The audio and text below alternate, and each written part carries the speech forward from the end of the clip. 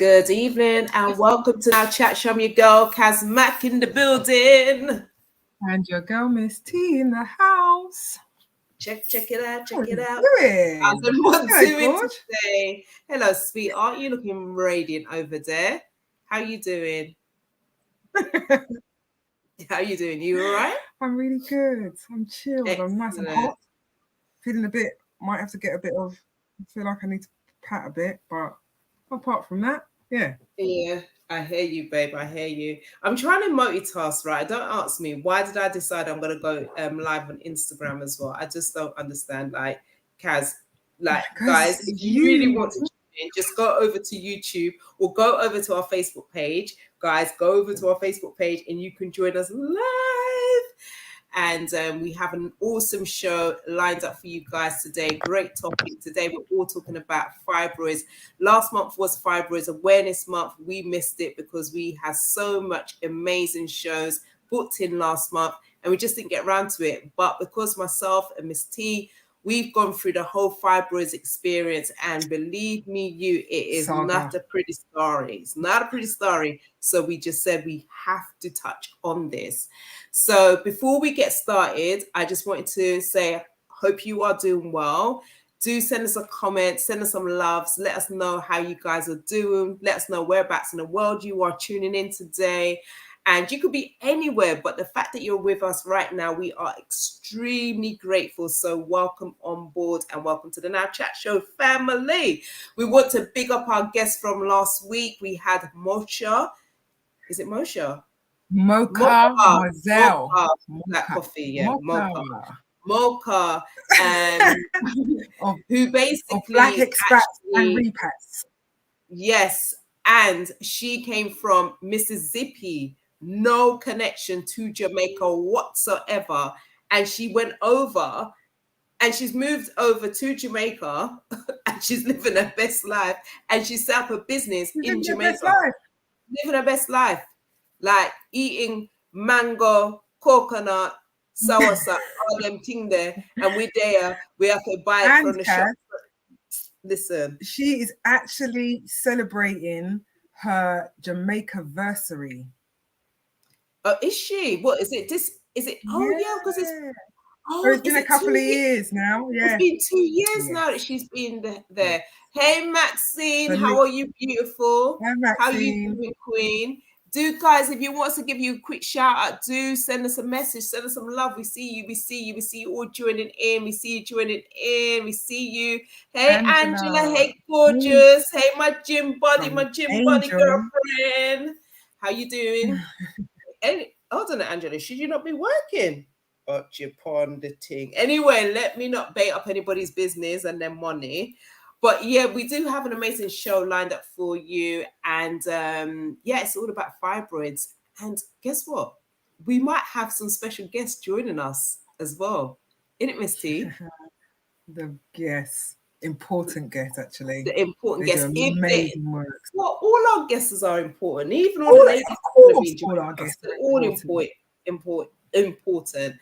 But these guys have done so much work. You see Dr. Amsu on the Breakfast Club. So he's been on the Breakfast Club and he's shared about his finding and what he's doing with a great black detox as well. So hopefully they will be joining us during the show. But Miss T, have you heard about other news like Khalees and Beyonce's in some kind of beef? What's going on? Do you know what? I literally know about that because of who? Our girl Iola. I tuned into the show this week, Tuesday. And if you don't know, 10 to 12 on a Tuesday, owning it with Iola. And I was just like, wow, okay. So they're not Nadine friends, from San Francisco. Sorry, I didn't mean to do that. But you know when I get gas when I see people. they have mutual acquaintances. And I know that Khalees has got more beef with Pharrell than anything. Yeah. So I think that she was triggered. That's the best. Yeah, definitely. She definitely was triggered. And I don't blame her. But I mean, the only thing is with the whole situation is that Khalees doesn't actually, I'm just going to put a disclaimer. I'm not 100% sure, but she doesn't actually own the rights to her music, which is being the situation for a lot of artists not owning their rights to their music. So obviously they can't really get any royalties, things like, I don't even know. I think we need to have a show where we talk about all of that. So basically, she signed contracts when she was very young, 18, without lawyers, without parents and things like that. So a lot of that does go on. However, I think we should do a show on it, Kaz. However, recently, well, I should say today, I saw a video about Lady Leisha and Cardi B. Similar situation. So you know that Lady Leisha done Queen's Speech and it kind of like really took off. Well, Cardi B done a similar, took the beat and everything and made a tune. I can't remember what the tune's called, but I literally watched it on YouTube before coming in. So yeah, check it out, guys. It's a big thing. Wow. It's a big thing for real, man. Wow, that's peak though. But it just makes you realize that, guys, if you're an artist and you're listening and you're catching a replay, make sure you read that contract before you sign.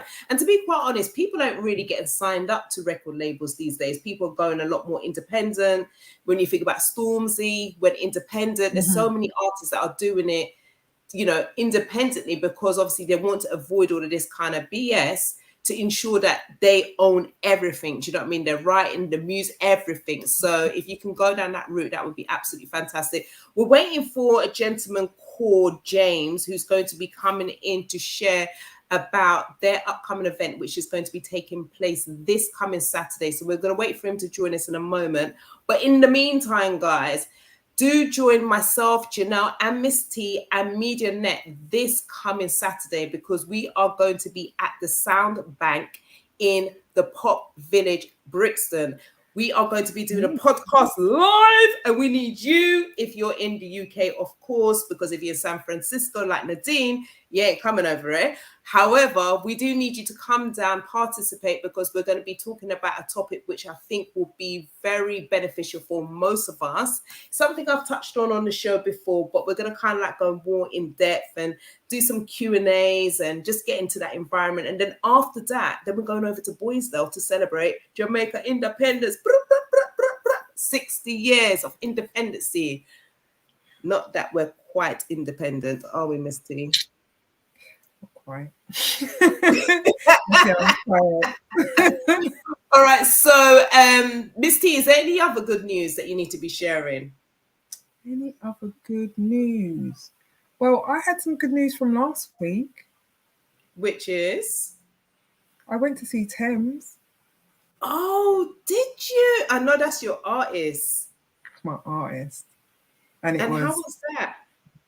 It was so cool. It was like, so, you know, I met her at the park at British Summertime, and she wasn't performing. She was just there as a guest, and I bumped into her and told her all my woes and my problems and how her music has helped me. And she invited me to a concert, and it was so amazing to just be hearing all of her tunes that I love so much live. You can't beat live music.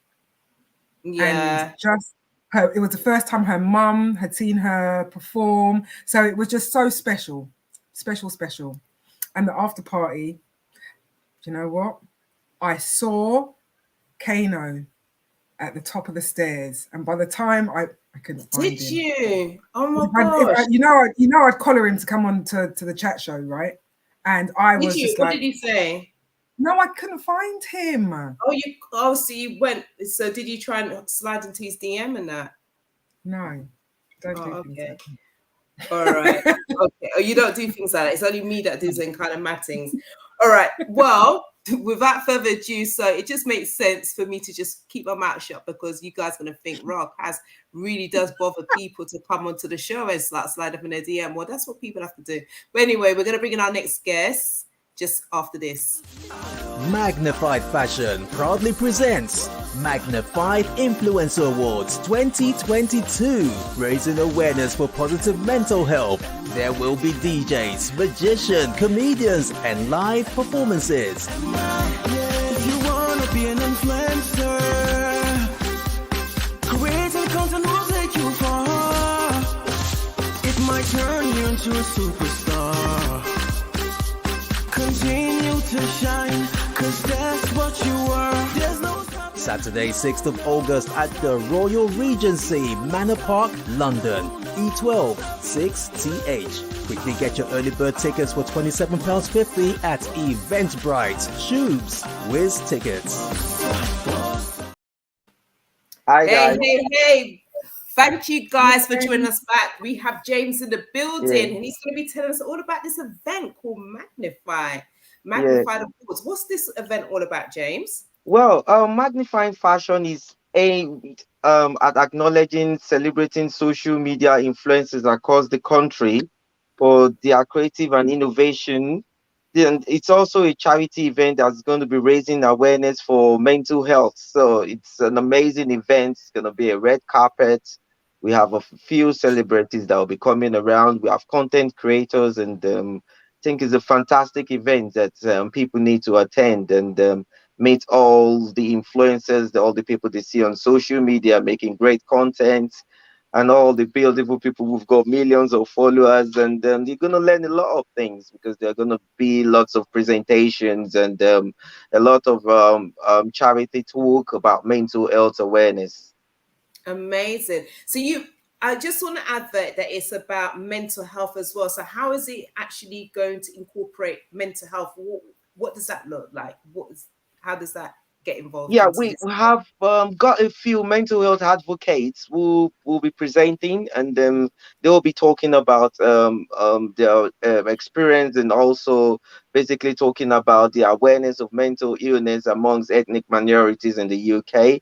And I think this is a great platform where ethnic minorities can engage and speak out to have a proper conversation about mental illness. Amazing. So I've actually put the information into the comments. So if anybody is interested in actually going to the event, is the ticket still £27.50 or is it increased the price? Yes, that's the ticket amount. Yeah. Okay, fabulous. So you can purchase your tickets over in Shoobs, or you can go to Eventbrite. If you are catching the replay and the event has gone past, do make sure you do go and check them out, and make sure you follow them on all their social media handle, which I will be sharing within the description in the near future. All right. Is there anything else that you need to let us know, James? No, that's all. I just think it's a fantastic event, and I think anyone who is interested who is into fashion, or who wants to know much about mental health, or kind of creating fashion content, it's a good place to network and meet amazing people and professionals. Amazing. Well done.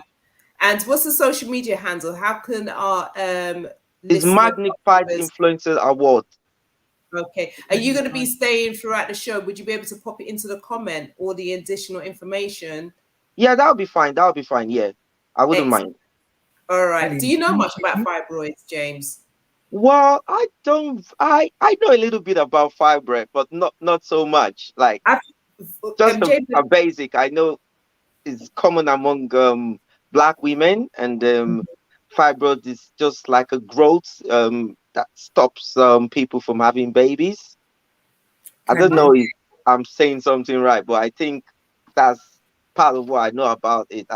It's just a growth that stops babies from growing in the womb, and I'm not sure if that's what it is, but I think that's the little information I know about fibroid. I know sometimes when they say, "Oh, there's a woman having challenges of having a baby," and you tend to find out she's got fibroid. There's a growth somewhere around in the tummy that's stopping that, and I think that's what I know, and it's common amongst ethnic minorities. I know that.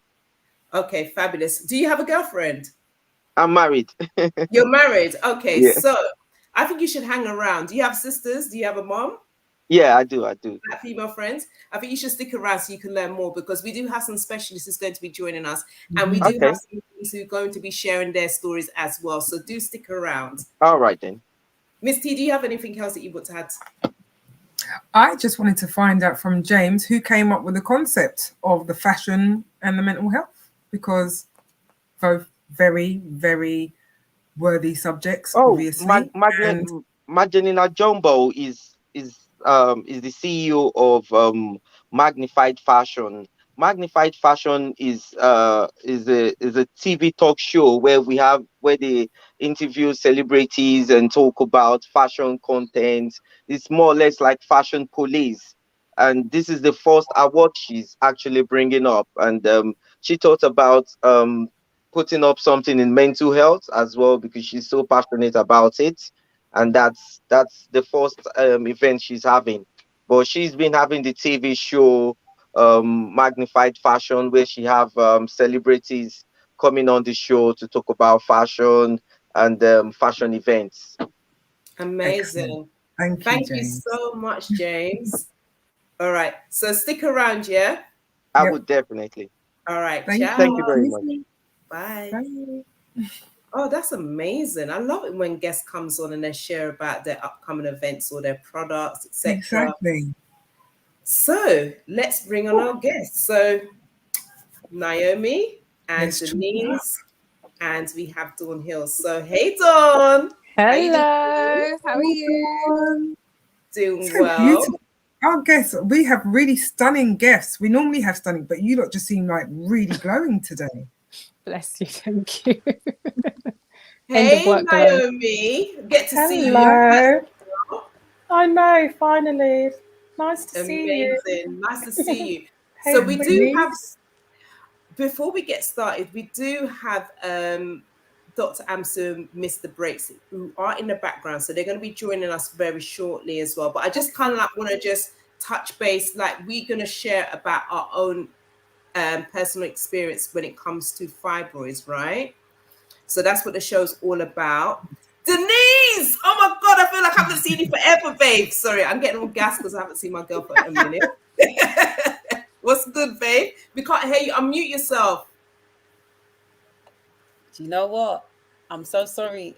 I'm still at work. Oh, Dedication. Wow. We love it. We love the dedication. That's why it's so dark. Multitasking. It's Listen, so dark. We got to do what we got to do. All right, so we're going to go straight in. I think if we start with, actually, should I bring the doctors in now or should I just do it? Okay. Yeah, bring them in. Yeah, bring them in. Bring them in. Sorry. Yes, Mr. Breaks and Dr. Amsu, thank you so much for accepting this lastminute.com Black People's invitation. Listen, lastminute.com is the number one place we hang out. So thank you for having us, you know. Hey, how you doing? Hi. We're doing great. Good to see you. Great to be here. It was this time last year that we was connecting. Right. Yeah.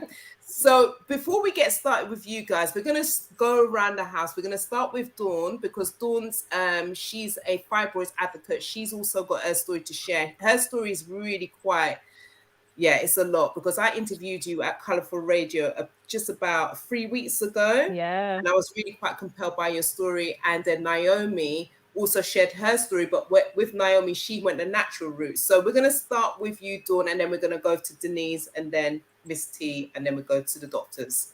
So Dawn, take it away. So tell us a little bit about yourself and how did it all begin in regards to the fibroids? Okay, so by day I'm a lawyer, but in my spare time I create content which helps to inspire and also motivate women to do well within their finance, property, and now health roads, if you want to call it that. So I share a lot of content on how to get onto the property ladder, how to up your finances, money management, and I've shared my fibroid journey. So I've been doing a lot with regards to female gynecological health since I would say probably about March this year. I think it was about March this year. So my fibroid story started 6 years ago. I'm 39 now. So when I was about 33, I was working at a company and I was very stressed at the time, felt awful, felt ill, and I noticed a pain on the left side of my stomach. And at first I thought, is this period pain? Is it just, my cycle pain? But it kind of is one of those pains where it felt slightly different. So I thought, let me go to the doctor. So my doctor at the time was a male doctor. I went to see him and he said, yeah, it's probably your cycle. But you know, as a woman, as anybody, you know your own body. And I thought, this isn't right, because it was persisting week on, week in. So I went back to him and I said, no, something's up. It's just not feeling right. So he said again, no, it's probably your cycle. Just, go away and deal with it. So I thought, no, I'm not having this. Let me go and see another doctor. So I had an appointment with a female gynecologist at the time. Yeah, gynecologist/doctor, who said to me, I think it may be cysts on your ovaries. Very, very calmly. She hadn't examined me, anything. And she said, I will send you to the hospital to have a scan, an ultrasound scan. I thought, okay, that's fine. Got to the hospital. They did the ultrasound scan and they said to me, oh, you've got fibroids. You've got 2 fibroids there. She didn't tell me what fibroids were. I hadn't heard of fibroids, but she said, go make an appointment with your GP and he will tell you all about it. Okay, fine. Made an appointment with my GP and he said, fibroids are very common within women.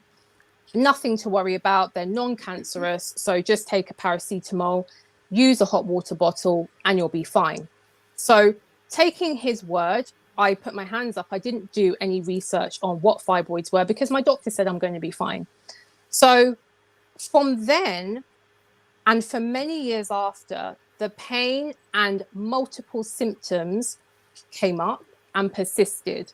So I had pain in my lower back. I had pain in my butt cheeks. I was suffering from bloating, very heavy, painful, clotty periods. I had pain down my leg. I sometimes felt nauseous, dizzy, you name it. I was going through it. And I would persistently go back to my doctor, who said, there's nothing wrong with you. It's just the residual pain of the fibroid. Have an ibuprofen, take your hot water bottle to bed. You'll be fine. To cut a really long story short, because it is a very long story, in 2020, the pain got so severe that I literally just was finding it very hard to function. I had to just tailor my life to the fibroids. It was bad. I could feel a lump at the front of my stomach. It had got very, very bad.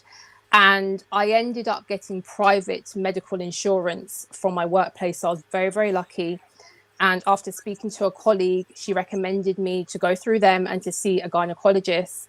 And when I went in to see him, he said, yes, you've got fibroids, but you've got at least 6 fibroids in there. So I was very shocked because at first, obviously, I was told I only had 2 and it went to 6. And he said, because of how many you've got and where they're located, you will have to have an open myomectomy. So I thought, my goodness, this is a major operation. Obviously, I was very, very, very upset at the time. That was November last year. He scheduled me in to have the operation in January of this year. And when I came to from the operation, he said, do you want me to show you what I took out of you? So I was like, yes, go for it. And he showed me 16 fibroids that he had taken out.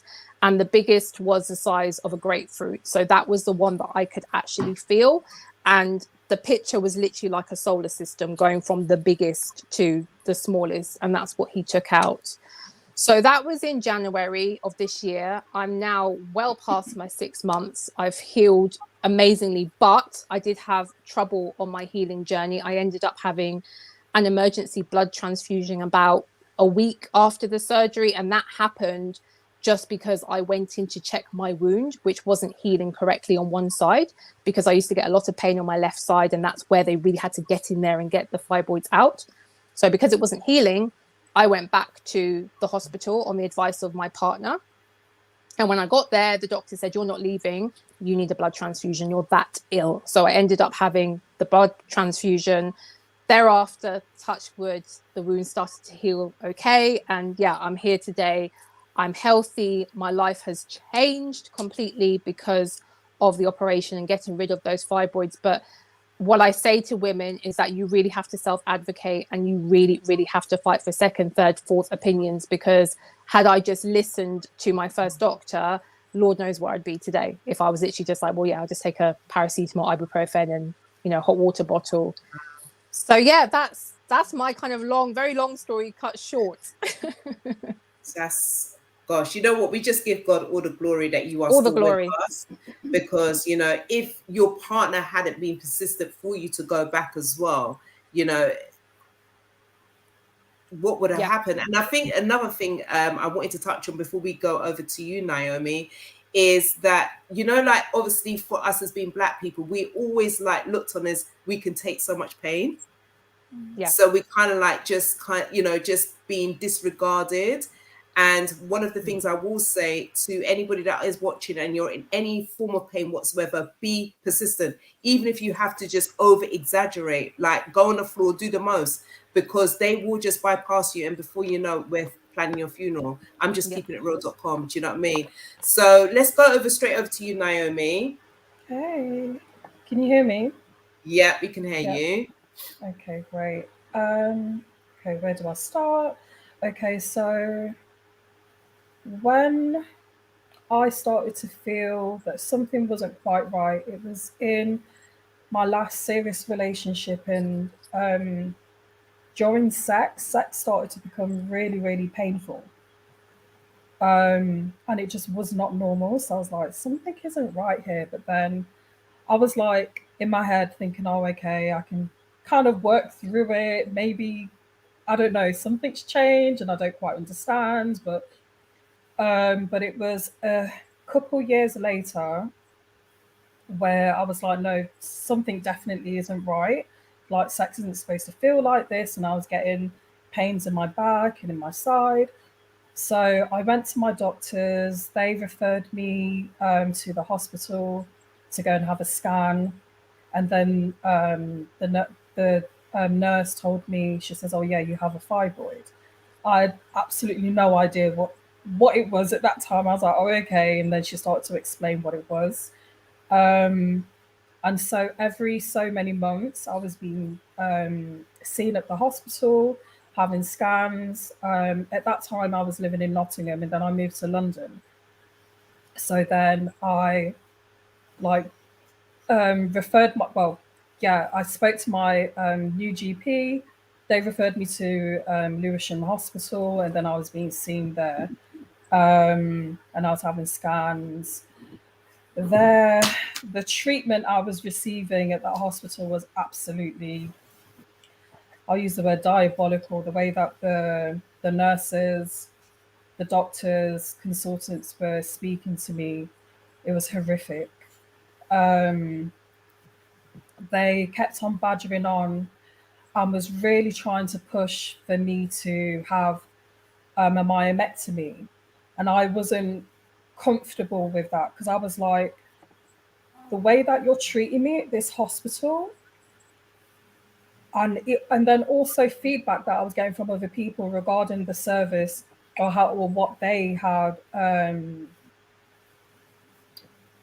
the treatment that they have had from that particular hospital. I was just like, I'm not sure if I trust any of these, particularly like surgeons or doctors at this hospital, to do an operation on me and then for me to even wake up alive from that, because the way that they was treating me in the appointments, there was many issues. There was one particular doctor where she just started to talk to me like I was a piece of meat and saying, oh, she's going to slice me open here, a slice here, and then rip the skin back. And I was like, excuse me?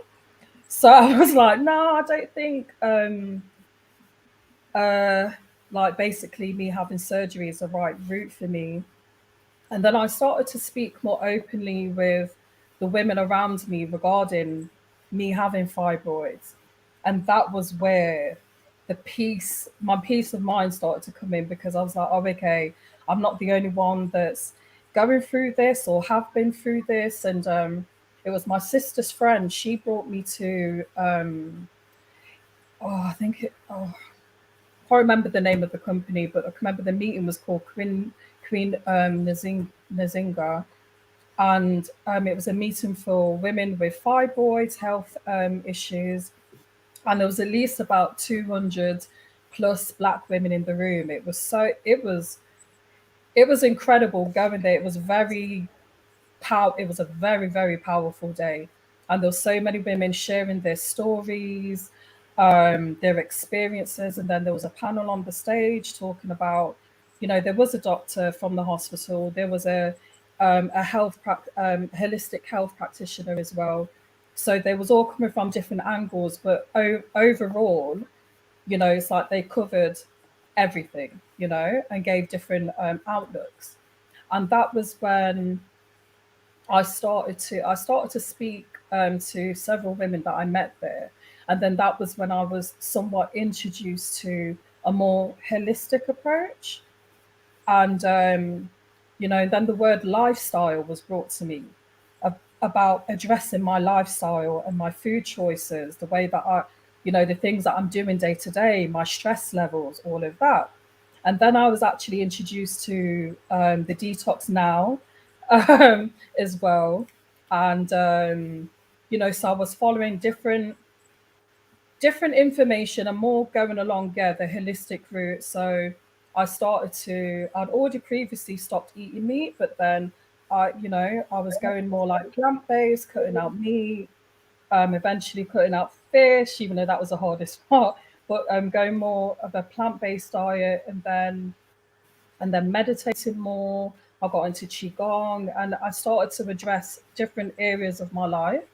I did self-refer myself to another hospital where I had 3 appointments. And in that time, because I was always checking, because yeah, they would constantly say you can't do anything yourself, you know, you must have surgery. But I was like, okay, like I'll think about it, but I'm not ready.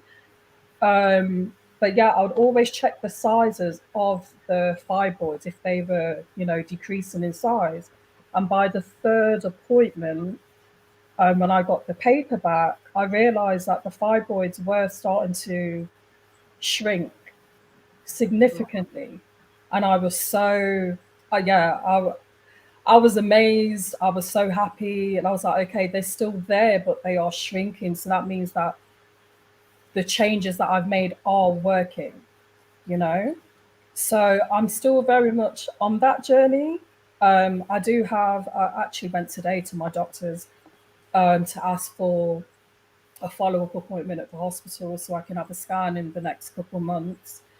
So yeah, I'm very much on the journey, but my life has changed. Like my periods used to be so heavy and long. I've got my periods down to 3 days, sometimes 2 days. Amazing. My periods are very, very, very light. Yeah, so it's like I'm not 100% there, but I'm getting there. I'm getting there, and I can feel the difference within my body. And yeah, I'm just being honest with myself along the way. And I do, so I should have said it at the beginning.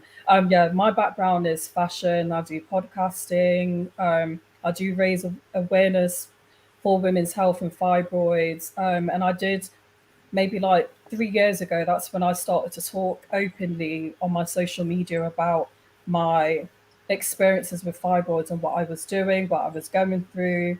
I haven't posted this year because I've had many things going on. So I was like, I'm going to take a break and then, you know, get back to it. But yeah, like it's a journey. It is a real journey. And it's great to hear and see so many of us talking about it, you know, because it's something that I speak to my nieces about, you know, so that they don't have to go through what I've been through, you know. So yeah. But yeah, I'll stop there. I could go on. Thank you so much. Okay, so we're going to go over to you, Denise, and then we're going to go to Miss T. Hi, can you hear me? Yeah, we can hear you, babe. Hi, I'm Denise Brown. I'm a freelance stylist and a speaker. So my fibroid journey started 7 years ago. I was trying to have a baby with my ex and I couldn't get pregnant. So I was going through a lot of tests. He went through his tests. I went through my tests. Then they found out I got fibroids. I also didn't know what fibroids was. I did a research. I was really embarrassed because I'm Jamaican. My family's Jamaican. And because I couldn't have a child, they call us barren. So I kept everything to myself. I was ashamed. Eventually I had is it my mastectomy? I can't even myomectomy. So I had an open surgery. But unfortunately they came back a couple of years later. And then I had another surgery, which was a uterine immobilization, which they inject your vein and it's meant to shrink, but that didn't happen. So I'm still on my journey. They said I've got to take out my womb, which I'm not going to take out my womb. They've been on my case. Like I just literally spoke to my gynecologist a couple of weeks ago. They're trying to encourage me to take out my womb, but I did have a scan and I've got a couple of fibroids, but it's only like 3, and the biggest is like 3 centimeters. So so that's pretty much me. So I'm kind of keeping my one kind of short and sweet, but that's how I found out, because I still bleed heavily. It's a nightmare for me. I cannot really go out. I get really stressed out. I get headaches, low moods. I don't like talking to people. So if you contact me when it's time of the month, you're not going to get a call back. I take time off away from work. I've put on a lot of weight. Whereas I used to be styling all the time, I'm really restricted as well with my health. So I'm still on the process and on that journey of just trying to figure it out. So I'm happy that I'm here to listen to everyone's stories. And I can't wait to hear from you doctors to see what you got to say. We can give me some, directions on what I need to do and take, because I want to sort this out, basically. That's me in a nutshell. Thank you, Denise. Okay, so we're going to hear from you, Miss T. Yeah, Miss T, Wow. share your story. Hi, everyone. So I'm going way back. So about 17 years ago, I was pretty much, how you all described, feeling bloated, unhappy, miserable, in fact, and headaches. My health was just really, really poor, and I wanted to have a baby also. So I started to look into, why my health was so poor. And the first thing I done was I went to a lady who put my blood underneath a microscope. And she started telling me, like, look at this, look at that. And from what I could see from my blood, it was just chaos. There was, we use Dutch pots, right? We're from the Caribbean. So there was a hell of heavy metals in my blood that you could actually see. There was bacteria, there were parasites. That's just to name a few things. But she told me, I can tell you're a smoker. I can tell that you're still eating meat. My blood was a horror movie. It really was. I sat there and I was just disgusted. And I said to her, what can I do? And she said, like Naomi, you have to change your lifestyle. You have to cut out meat. You have to detox. You have to, So I started to do the research. And one of the first things I did, I went to my GP, who wasn't very helpful, but I was able to get a scan. And at the time, I had about four fibroids. The largest one was over 4 centimeters. And again, they was talking to me about having to cut me and slice me and dice me to sort it all out. And I was just like, absolutely not. Because one thing that my mum taught me and my grandmother is that when they cut you, unfortunately, it takes time off your life, and that your blood is your essence, is your life force. So I thought, okay, I know where to start. I need to start with healing myself and cleaning my blood. So that's what I done. And I suppose the journey, what it taught me straight off, sorry, my cat, was that at the time I was heavily processing my hair. So that was the first thing that I realized I had to stop doing that and go natural. Because one of the things also is that when you process your hair, it doesn't leave your blood. All those chemicals stay within you. And obviously, I didn't want to pass that on to when I'm having a baby, passing those things on to my child. So that's one of the first things I'd done was stop processing my hair, stop having processed foods, went more to a plant-based diet, not totally. At the time, I was still having a lot of fish. And what was the other thing? Just cutting out. What I learned was anything that I was putting on my skin, like your largest organ that you have is your skin. So I learned that if you can't eat it, you shouldn't be putting it on your skin. So things like perfumes and things like that, I cut out perfumes, spraying stuff on my body. I cut out shampoos and conditioners with sorrel sulfates. So I really went in and done a lot of research. And over the years, I was able to shrink. So that's what I done. I shrunk, and then I became pregnant with my first child, and she is 15 now. A few years ago, probably about 5. Sometimes, we backslide and we forget because we're so healthy. So like, I'm just going to keep it real. And I started incorporating a lot of things that I'd kind of let go. And again, what happened? I started getting the pains. I recognized them. I went and had a scan, and I had 2 small ones. And I was like, it's no problem. I can shrink those and get rid of them. So I've literally, probably in my time, got rid of about 6 fibroids. So I'm a winner, champion. And you all can do it too. So let's get into it. Amazing. That is amazing. Thank you, Miss T. I'm just mindful of time, so I'm not going to go into my story, but I've had fibroids. I went under the myomectomy route, I think they removed about 12 fibroids. There's still some small ones still there. I did what you advise Dawn to go and get a pelvic test. So I'm waiting for them to send me over to St. Mary's Hospital to get a referral done there, to get a scan done down there, so that I can see what's going on. But I too has also changed my lifestyle as well. So I'm no longer using crack cream, but I am still bleaching my hair. So pray for me, because I still keep wanting to be blonde. And I've changed my diet, and I'm always constantly in the gym. And yeah, I haven't gone plant-based completely. I'm still eating fish. I'm still working at the oxtail, because I'm still an oxitarian. So do keep me in prayer. And yes, so that is basically where I'm at. I'm just keeping it real. I just love oxtail. I don't understand this. Yeah, just keep me in prayer. But I think we need to hear from the professionals, because I will just keep on running jokes now. So, Mr. Great, Amsu, what is your verdict with all these stories that you've heard so far? Well, education is I'm Dr. Amsu, by the way. Education is key.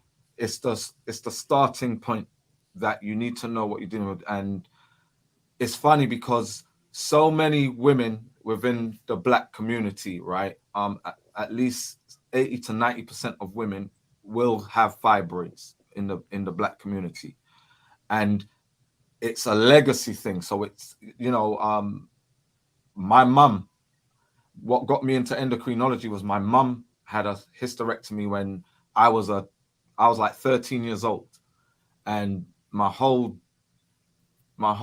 summer holidays was toast because I had to, she was convalescing after her hysterectomy, right? And because it's not spoken about in the community, everyone goes through it. All women go through it, and there's no remedy that's passed around, or no prevention. There's no tips on how do I avoid going through that, because there's no education given by the GP. There's no education given by the gynaes, because it's all a setup, right? I have a passionate dislike for gynecologists because of this, right?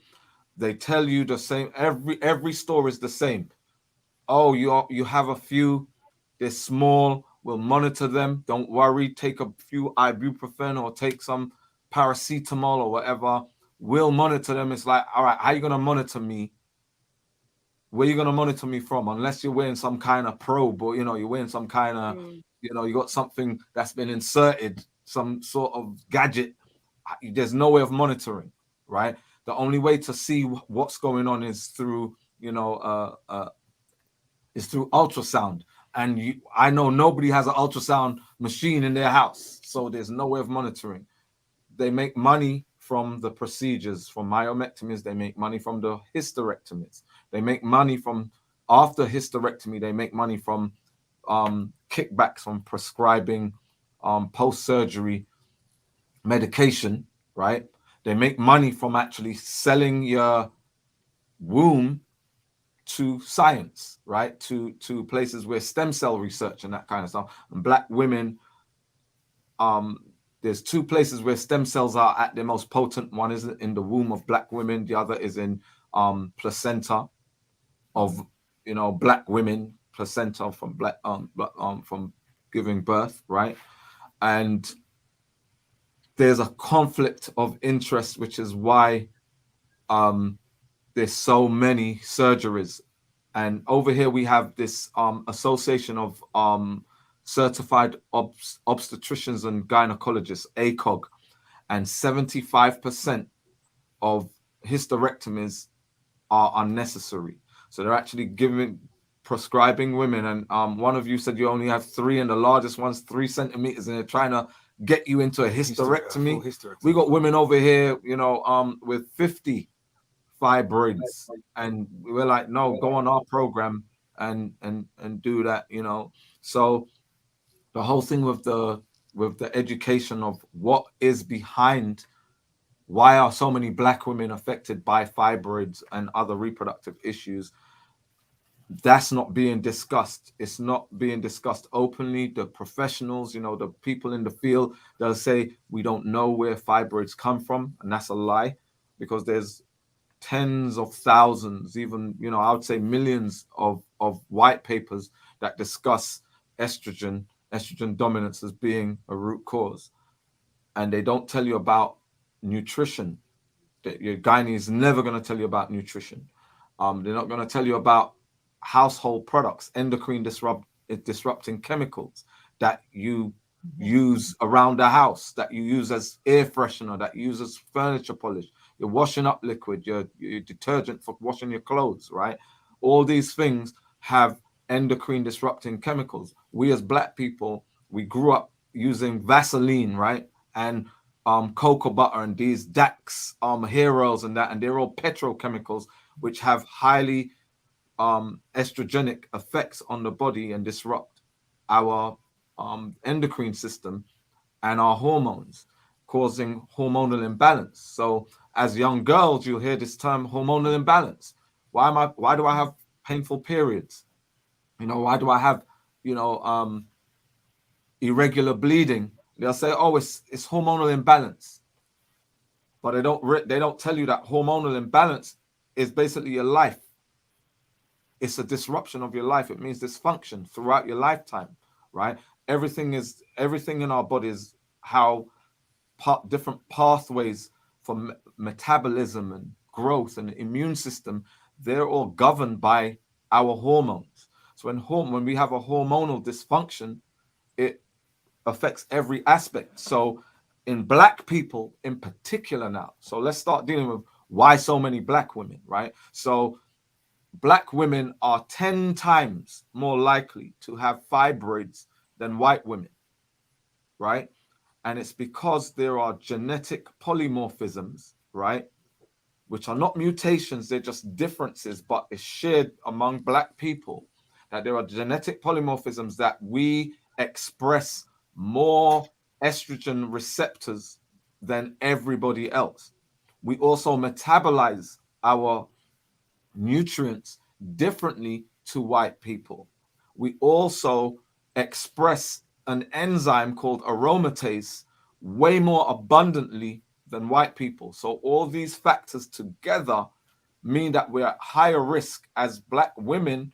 You're more at high risk of having fibroids, which is why you have to strictly monitor and implement diet, and also what you put on your hair, what you put on your skin, what you smoke. Well, smoking's out of it, you know. Even smoking marijuana, there are medicinal value, medicinal properties and benefits of marijuana, cannabis, right? Through the cannabinoids, right? And it's not just CBD, there's others, right? But when you smoke, and there's also THC in cannabis, which has an estrogenic effect on the body. So when you combine all these things, and every time we eat meat, there's an aromatic response through how we metabolize. So that causes a higher estrogenic effect in the body. And because of our high estrogen receptors, we are amplifying the sensitivity to estrogen. So there's a dominance where estrogen is unopposed by the by progesterone, and progesterone is basically there to help balance the effects of estrogen. But when you have estrogen dominance, now you're in issues. So we're surrounded by petrochemicals, pollutants, right? So when you go out on road, there's the petrochemicals that are released by cars and what's in the air. Now in the home, pollutants can be up to 70 times higher than on road. So in your house, because when you're on road, when you're outside, you got the atmosphere, the whole environment outside to dissipate the pollutants. But in your house, it's stagnant because you don't have ventilation. In the UK, especially, there's no AC, there's no ventilation system. So what's in your house is staying in your house, and it goes stale, but it gains. So what if you have sage? What if we have sage and we burn out the same with the sage? That not work. Well, here's the thing. Get rid of it with the sage. Sage is estrogenic. Oh, what? So even though sage, we want to get a bit of the old sage in and purge the house out of bad spirits, what it's doing to you estrogenically is making you more vulnerable to, if you do have fibroids, it's actually going to feed your fibroids. So there are certain foods that you shouldn't eat. All right. So here's the plug. All right. So I wrote a book. How much for the book? I wrote a book about it. Right. So I wrote this book around 12, maybe 13 years ago. It's called Got Fibroids, the Fibroid Elimination Bible. Right. And in this book, it speaks about the root cause of fibroids. It speaks about what foods exacerbate estrogen dominance, what foods inhibit estrogen dominance, but also there's a whole program of supplements. So I think Naomi, you said you Detox Now. So we founded the Detox Now. And one of our main detoxes was the Her Elimination Kit, right? And the Fibroid Elimination Program, and that. So that utilized everything from what I put together as the program, which is supplementation.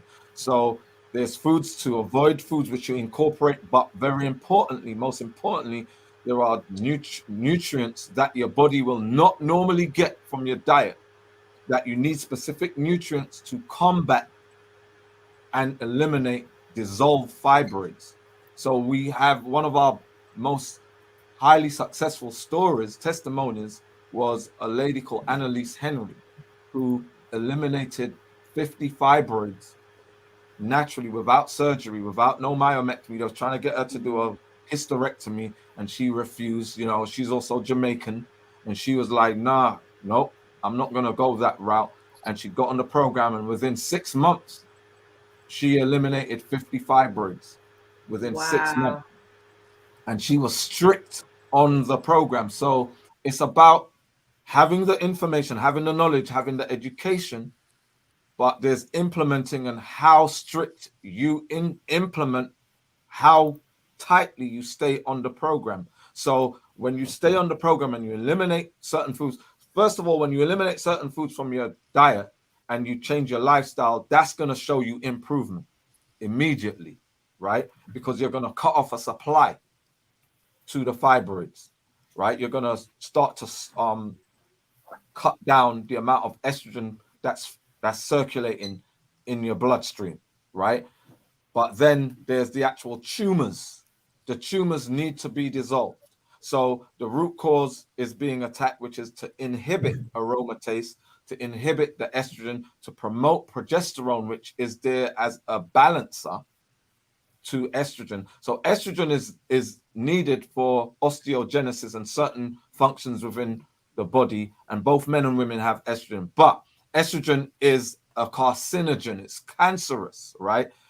And when estrogen is unchecked, unregulated, it wreaks havoc in the body, and it attacks the thyroid. It causes weight gain, and you know, all sorts of other issues such as polycystic ovary syndrome, ovarian cysts, infertility, endometriosis. So all these other issues that come along, and there are Black women that have PCOS, they have fibroids, they have cysts, and they have endometriosis. So they go through some other level of pain, and that, you know, I can't even imagine. So the thing is about getting onto a natural program that, and this is without side effects because it's all natural, right? So we created her elimination program, the fibroid elimination program, and now, you know, we have the Great Black Fibroid Detox now, the Great Black Fibroid Detox, which has the same supplements that we have in the program, but so that Black women was a big alert, we called it the Great Black Fibroid Detox, because Black women are affected the most. Have just here in the United States, African American women, Black women have more hysterectomies than the rest of the world put together. Jeez. So you put China in there, and Russia and India, right, who have the biggest populations, right? Africa, you put Africa in it. African American women in the United States have more hysterectomies because they have fibroids, or they may have ovarian cysts, or they may have endo, and these gynaes are saying, have a hysterectomy so that they can reap in the money. So gynaes in this country are very wealthy. They're making a mint. So what this is all about is understanding the difference between us and them. And it's not racist, it's racial. Everything in medicine is racial. Every study that's out there, with any kind of experiment testing, even when it comes to, you know, the recent COVID pandemic and all that, they did age groups, but and genders, but there was also race. Race plays a massive factor because of differences in polymorphisms that affect the way in which we express genes and how we have different pathways to how we process nutrients, right? So here's another thing as well. Women, especially in the UK, Black women in the UK, there's another epidemic or pandemic that affects you guys as well, which is vitamin D deficiency. Right? Vitamin D deficiency. You don't get enough sun, right? You're supposed to be in the Caribbean and in Africa, right? Where we're in tropical environments, where we have UVB from the sun, right?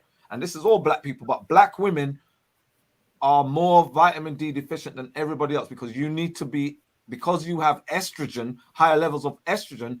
Estrogen also inhibits vitamin D or UVB absorption, right?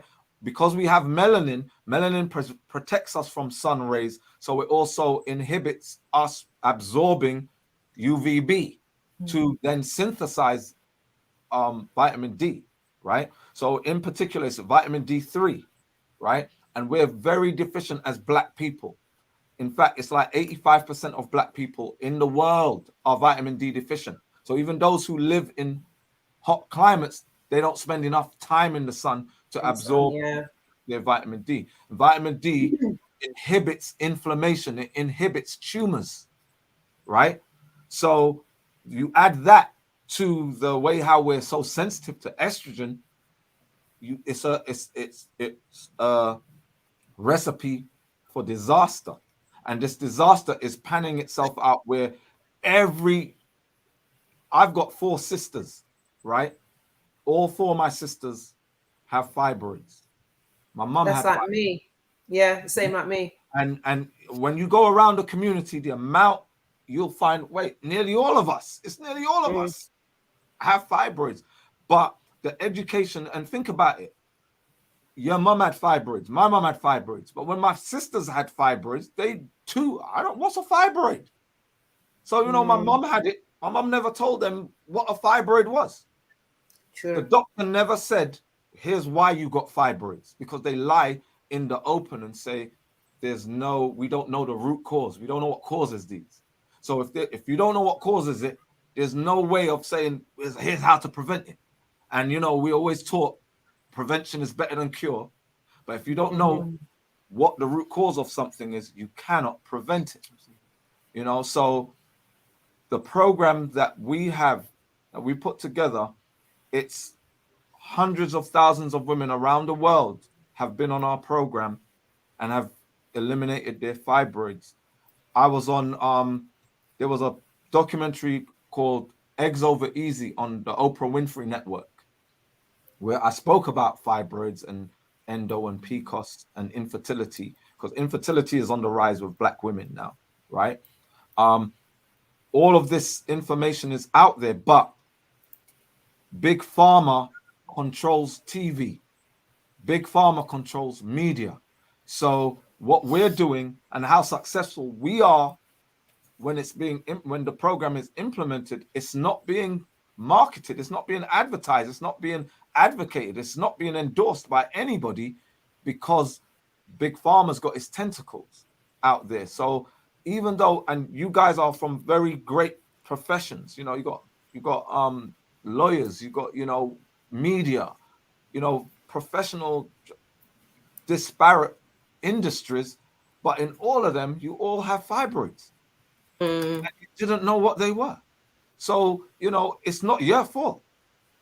You just weren't educated. You just didn't have the tools and that, you know, and people like myself, I'm out here evangelizing and trying to champion this thing to, like, look, here's what you need to do. But it's not being promoted. It's not being propagated, you know, and we have the cure.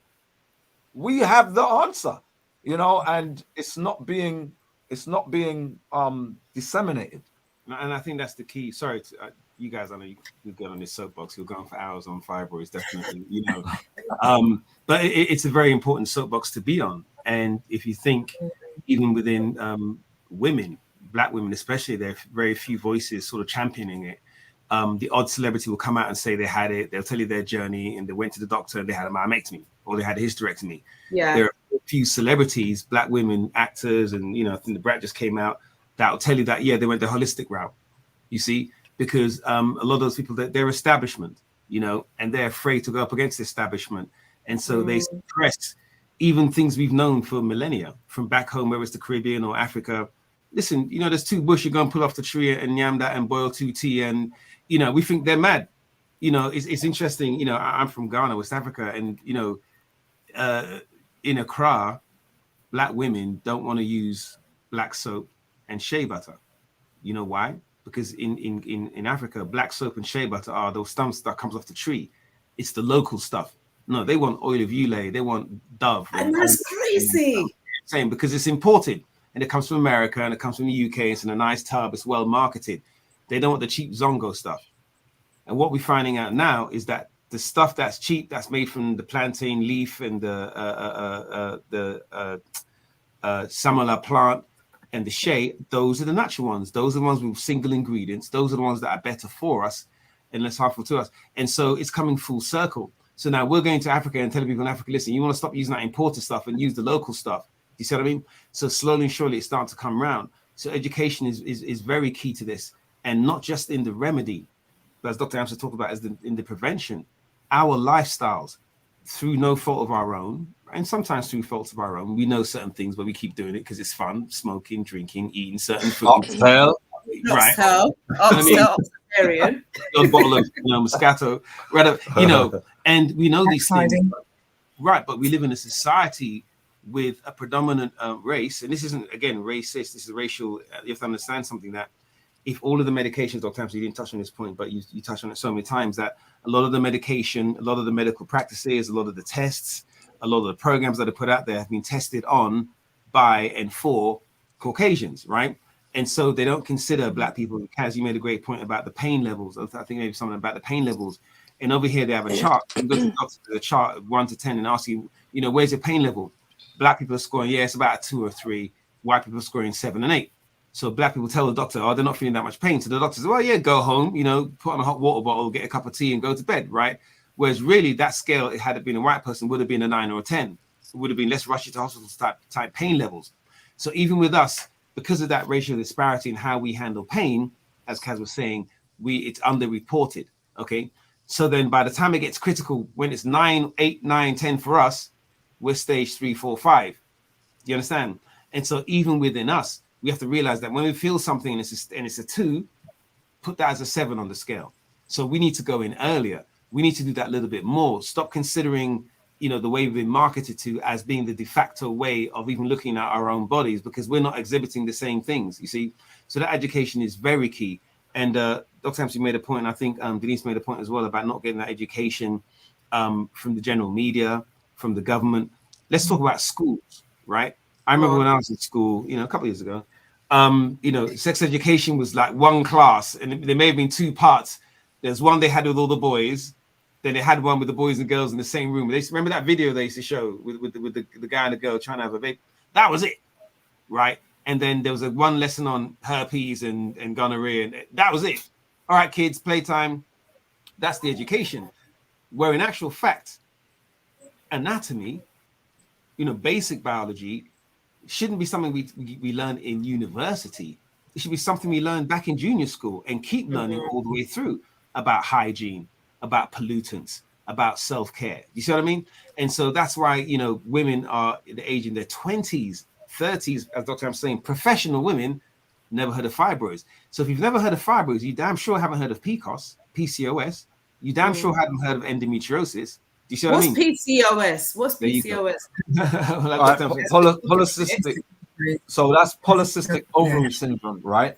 And there's basically 2 parts to polycystic ovary syndrome. One is multiple cysts, where you got polycystic, right? And the other is with the hormones, right? An issue with the endocrine system and hormones, where you become insulin resistant, right? And basically polycystic ovary syndrome is like diabetes of the reproductive system, of the where hormonal imbalance has created metabolic syndrome, and around metabolic syndrome is heart disease, obesity, various other aspects. So women who have polycystic ovary syndrome, usually you'll see they have sideburns, right? They have hair growth, they have chin hair and that kind of stuff. They're overweight. They usually have swollen thyroid glands, right? And they're diabetic, and there's different stages. Very painful periods. And very painful periods, or amenorrhea or dysmenorrhea. Basically, they have irregular periods, or where they may not have a period for a few months. They don't ovulate every month. So, and they have infertility. That's a big thing with polycystic ovary syndrome, right? So there's many aspects of it, and the education, and you would think, because of the amount of Black women with fibroids, with reproductive issues and all that it would be a major thing, especially urban inner cities, that this is taught to Black girls, right? But it's not going to be. No, absolutely. We're not variety.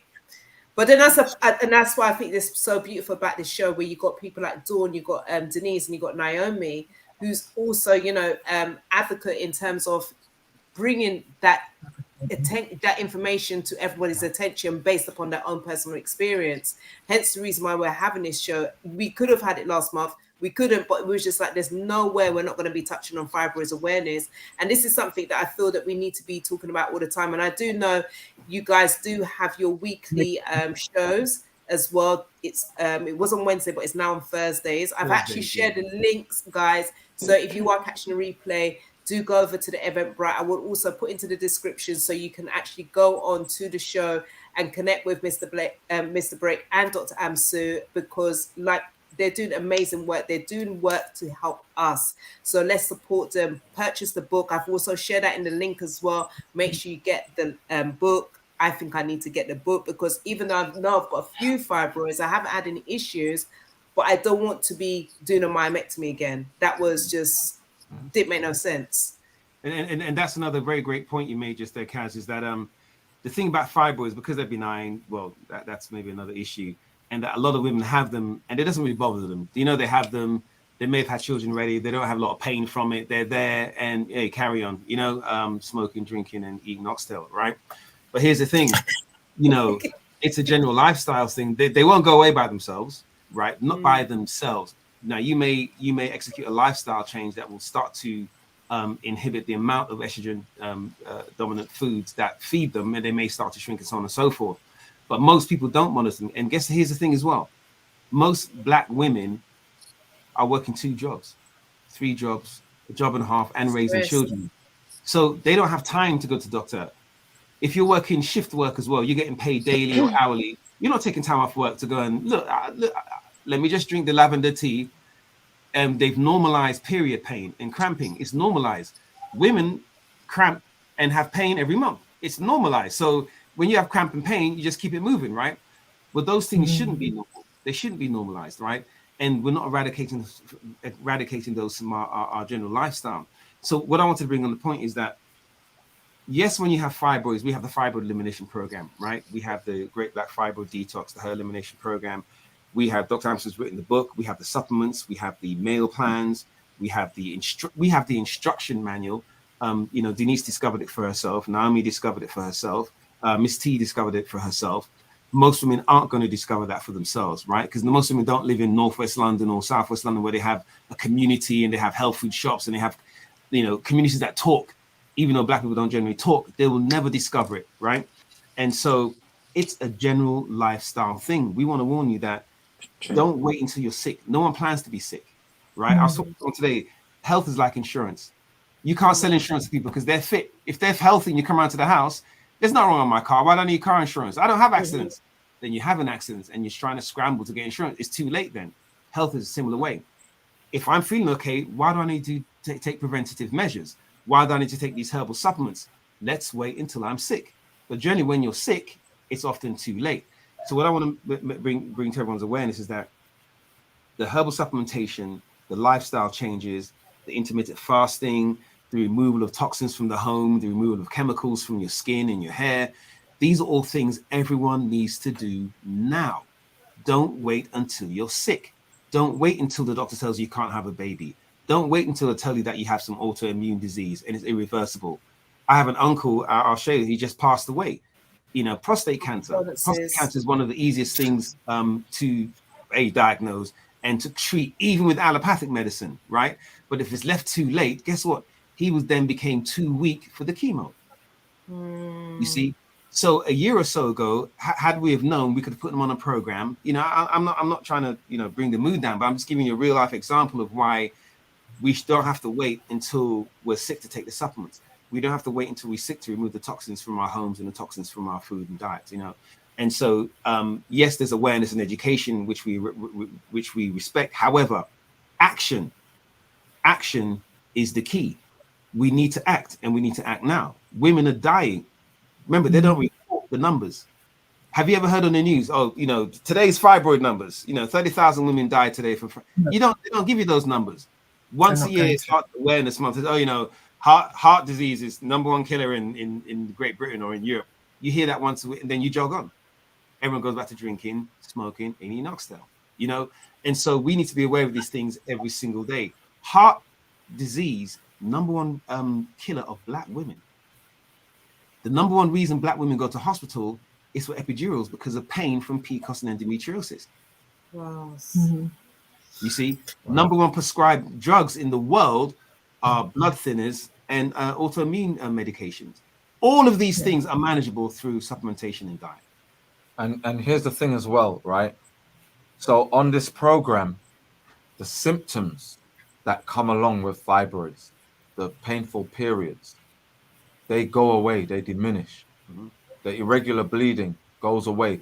Heavy bleeding disappears because women are supposed to spot. Women are not supposed to hemorrhage, right? Not supposed to be a day where, man, I can't leave the house else I might cough and produce a puddle of blood. No, that ain't supposed to happen, right?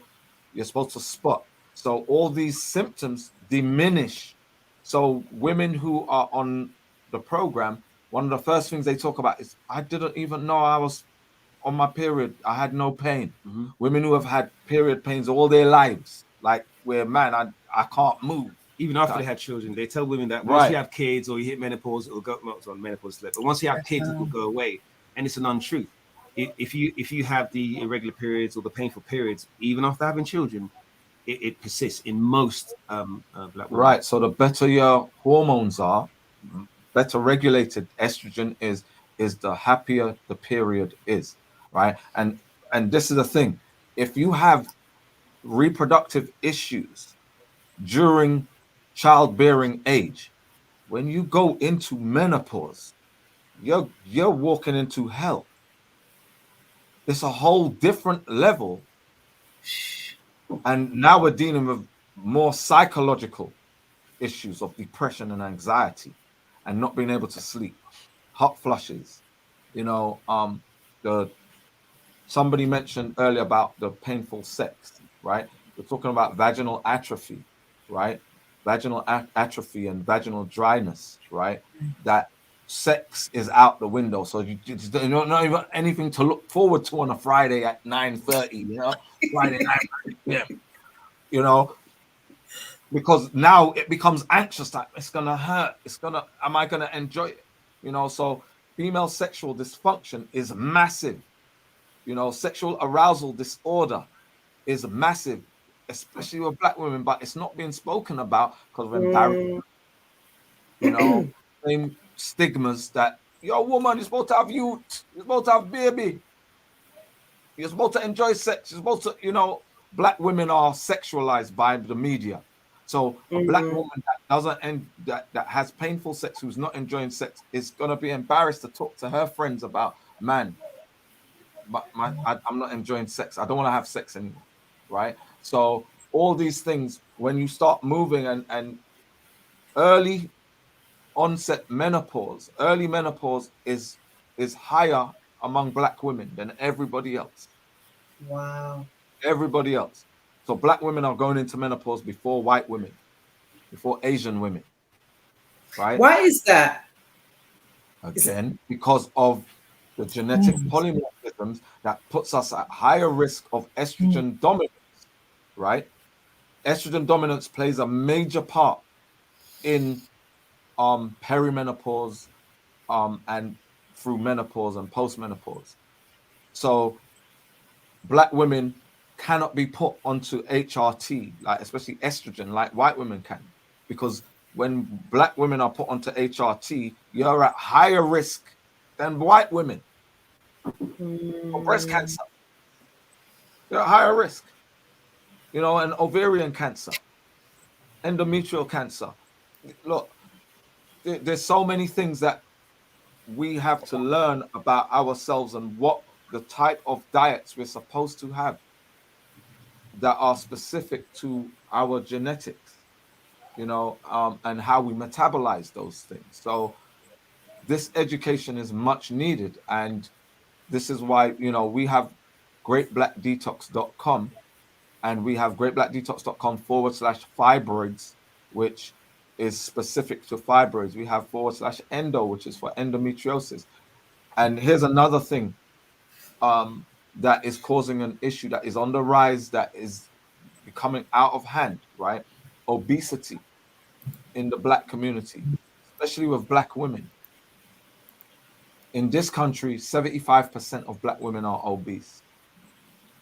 And when I first heard that number, I was like, wait, 75%? That's, if there's 4 black women, 3 of them are obese, not overweight, obese, right? And I didn't believe the number. I was like, there's no way, because we live in ATL, and ATL, for women, is the Mecca. Like, men come from all over the world to see the women. And it's not women from ATL, it's women that from London, from New York, from LA. We just got an abundance of women. But when I walked into a mall, and we sometimes take field trips to, like, say, let's go and see what's going on. We went into a mall, and it was like the number, it was like 8 out of 10 black women were obese. And we're talking about, morbidly obese, like massive. And with obesity is a condition that is a precursor to a plethora of other diseases, including heart disease, including lupus and other autoimmune diseases, right? Diabetes, mellitus. So, the education that we need to get out there to stop eating certain foods. And as nice as, that's the biggest thing. And here's another thing. Women express more ghrelin, which is the hunger hormone. So we as men, we have not that we're more disciplined, it's that we don't produce as much hunger hormone. So we don't have the cravings like you have. So as Black women, you have so many hills to climb.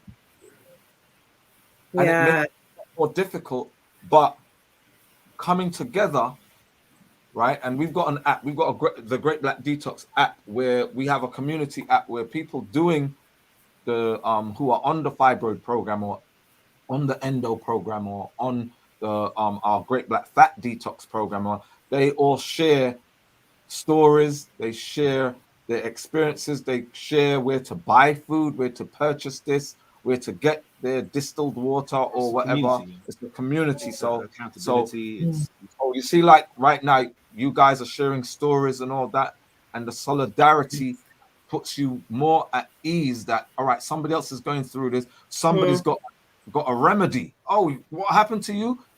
Now you're sharing information, and when we share information, that makes life a lot easier. People are more successful when they have a platform to talk. And it's interesting, this call we're having right now, this forum right now, you may not realize it, but you've actually all shared stuff that you'd only have shared with your doctor at some point, your actual doctor in a surgery. I don't know if you guys, I think there's one person had a private healthcare Bupa, but most of us on NHS, and you book a consultation with your doctor and they tell you, yeah, come back, August 27th, yeah, we can squeeze you in November the 13th for a chest x-ray, and you're feeling pain in your chest now. They go, yeah, there's an opening in November. And people realize, or forget to realize, NHS is a great thing. However, some of the lags, some of the red tape and the waiting puts people off. So let's monitor your fibroids, meaning, come back every 90 days for a checkup. You're not going back every 90 days. You wait till you're in more pain. There was a question on there. I think it's Tremaine. Tremaine was asking the signs. What's the signs? Fibroids, right? I'm assuming. Yeah. Piece of string question, isn't really? Right. I mean, there are symptoms, painful periods, right? Cramping, bloating, dysmenorrhea, where your cycles will not be regular, painful sex, right? What did I miss out? Did I say bloating? You did say bloating. Cuddly toy. You know what I mean? Right. There's a whole bunch, but because and Mr. Brake said it earlier, because things like painful periods are normalized now. If you have a painful period, if you have cramps, your body is telling you something's wrong, right? But because it's like, what's wrong with you? Oh, crap, it's just my period. No, your period. When you're going through your menstrual cycle, you're not supposed to have pain. You're not supposed to have more than 3 teaspoons of blood. So anything more than that. Still even now? Is that still even that? As a mature woman, should it still be that amount of blood, like 3 teaspoons? Yes. And athletic women, in fact, athletic women who are constantly working out and have a fitness regimen and probably have a nutritionist and that kind of stuff, they will literally have a few drops, tiny drops of blood, and some of them don't bleed on every period. They still ovulate. But I thought maybe it's because they're athletes, so that's probably why they're not going to have. Because they're optimum. They're healthy. Bodies at their optimum. On nutritional programs, their bodies are optimal in health, and optimal health means that you don't bleed, which is the health state that all of us should be. Right. And that's the thing. That's one thing we're trying to bring to people's awareness. This is critical as a general thing. We are all supposed to be athletes. We are all supposed to be at our 17 to 21-year-old body, our athletic best. What happens is another thing that's normalized is getting old. I know you, Kaz, you stay in the gym. I have to block you on IG, the amount of gym videos you're sharing. But most people have this mentality. We talk about the old Caribbean mentality, the old African mentality. When you turn a big woman and you're a big man, then you can let the belly hang out. And, oh, you don't go to the gym. You don't go dancing. You don't do anything physical now. You're a mom. You stay at home and raise babies and breastfeed and cook food, right? And we let ourselves go. But there is no reason why you can't be 55, 65, 70 and be athletic, be toned, have a very low, almost zero BMI, right? Just be muscular, to be fit, to still have the twitches in your muscles, to have your heart beating. We have to bring that mentality back to our culture. We are not supposed to be fat and old because we're getting older. You know, that whole mumsy thing. I remember, when I was back at school coming over here and, to London, and it really started to dawn on me because back home in the Caribbean, I suspect, and probably in Africa as well, there's this ideology that if you're of a certain girth, that means you're wealthy. You're oga, as they say in West Africa. That means, you're stout, that means you have money, and you know what I mean? You don't drive, you ride in the back of cars, and it's okay for you to waddle around because you're rich. You're so rich that you eat good food. You see what I'm trying to say to you? Big belly man and all that. Backward thinking. We got to dash with that thinking. We're supposed to be fit, lean, healthy, sprightly, active. That is how we're supposed to be. The image of our parents being a little bit overweight, hunched over, even acting a certain kind of way, even our disposition all lends itself to we're tapping out because I'm on the way to getting old. So when I'm tapping out. Oh no, you go and do it. I'm sitting there. No, get up, louder rocking chair. So we got to get away from the rocking chair mentality. And these are all the things that lend to our illness. And even look, so when we do get ill, guess what we assume it's down to? Oh, I'm getting old. Yeah. We chalk it up to old age. No, you're sick because you're sick. Some parasite, some bacteria, some ailment, some inflammation has gotten into your body, or you've allowed to get into your body through your diet or through something you've imbibed or through some chemical or some pollutant that's making you sick. It's not because of age. We all see the videos now in IG, people that's 85, 90 years old, running marathons. Who's the lady who's 85 and she looks like she's 30 something? I keep forgetting her bloody name. There's a whole bunch of them with the blonde locks and all the rest of it. Gray locks. All of us can do that. All of us need to be doing that. We've got to shift that mentality that because you're getting older, you're supposed to acquiesce to gravity. Dr. Amsu, there was another question popped up in there. I think it was asking, and this is a great question. This is a low-hanging fruit question. What herbs you recommend that drink every day? I wanted to answer. Somebody wants to answer. Go ahead, Miss T. Yeah, Miss T. Yes. So I find sea moss every day. Sea moss saved my life, man. Like seriously, add some bladderwrack to that. You're onto a winning streak there. So bladderwrack is a sea vegetable as well. So within the sea there are great nutrients, right? But when people ask me about, all right, what's a good thing to like, somebody said I love raspberry leaf tea. Raspberry leaf tea is great. It's one of the ingredients in our supplements, right? So there are these ingredients. So Condus crispus, which is sea moss, right, is an ingredient that we use because of how many nutrients are packed into that. But they'll offer benefits for this specific thing and maybe this other thing over here and a few others. But when it comes to ailments, I'm an herbalist, right? So I put together formulas so that it will carry out all these different functions. So I have formulas, then I have protocols. So I have a formula that will carry out these specific functions, then another formula that will carry out. So we have 4 supplements, right, in our Great Black Fibroid Detox, right, which essence is for inhibiting estrogen production, and also inhibiting aromatase, right? And balancing, raising up progesterone and testosterone levels, and stabilizing hormones, so hormonal balance. So it's basically dealing with the root cause of the issue. Then we have eliminate, which deals with the tumors. So you got this growth and it's already there. So that growth, we have to expedite the elimination, the reduction, right? The diminishing of that tumor. So eliminate has ingredients, nutrients that are from specific ingredients that attack the tumors, right? And resolve that, remedies that. Then we have liver RX, which your liver plays a massive role, right? Liver function. So most detoxes that you hear out there, liver's always going to be one of those. Colon, liver, kidney, spleen, you always hear.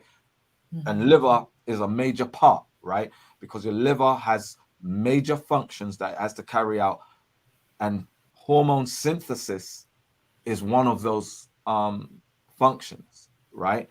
So your liver is a master organ that uses cholesterol as its base to produce other hormones, and your kidneys help your liver to do that with specific hormones, right? Like vitamin D, for instance, right? Then we have blood RX. So one of you, I think it was you, Miss T, that was talking about when you saw your blood work. Yep. Right? Your blood work, and you saw the heavy metals, you saw the parasites. I remember when the first time I did blood work, I thought it was a horror show. I was like, wait, that's what's going on in my blood? All kinds of creepy crawlies. You see, it's like, wait, this is in my blood right now. And it don't matter what, you think and this is the thing, you can prick your finger, because you prick your finger and you put it onto the you put onto the slide, right? But this is what's going throughout your whole body. What is when you do a snapshot of your blood, this is what is going through your entire body, that is passing through every organ and tissue in your body. So if you have heavy metals and you have bacteria and parasites, they're affecting every organ, right? Every organ, including your brain. All right, there's a blood-brain barrier, right? But this is what goes on. So imagine all those heavy metals, those parasites and the bacteria, and that by the time you reach 60, you might have Alzheimer's because it's destroyed brain. Wow. Issue. You see what I'm saying? So that's deep, man. So things like CMOS, they have high benefits, but it's not a cure-all. It's a great base, like every day, do your CMOS, of course, because it's going to provide nutrients to help organs function more efficiently. And when organs are functioning more efficiently, they help other organs, right? So, but it doesn't provide the exhaustive remedies. So this is where, formula comes in, and then protocols. And then, who was it? Naomi, you said you spoke about the Qigong. So I provided specific Qigong exercises that help the reproductive organs, right? And help the lungs and the heart, and when you do that, you one of the things, especially when you do it in the evening, you sleep like a baby and you wake up energized. So part of women going through, and men, we have it easy. From boys to men, we start getting muscles and our voice get deeper and we get a few hairs and right? Never go through what we go through. Right? We don't go through the menstrual. We don't go through childbirth. We don't go through menopause. But the journey of a woman is up and down, twists and turns, or it's a roller coaster. And key to that is your hormones.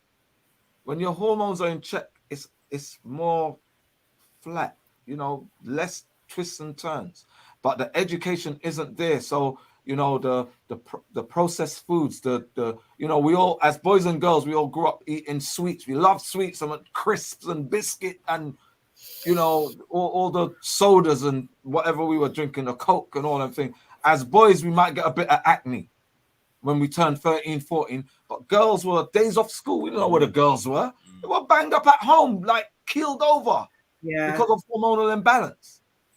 You know. On that topic, so Megan Thomas had a question. Sorry, can I just stop you just 1 minute? Do you ladies have any other questions? Dawn, Denise, because this is our show, so we need to get as much as possible from these doctors. Yeah, Denise. So what? I'm at work, so I have to go. I'm so sorry. Remember I told you? Yeah, I'm working right now. I'm in the office. In the dark, Denise. I was concerned. I'm working with young people in residential. 16 I to see. 21 Okay, years old. okay. So you can hear them knocking in the office downstairs. Okay. I've locked myself in the room. I'm on the staff bed, and like I can hear them banging. I can see them through the camera. I'm looking.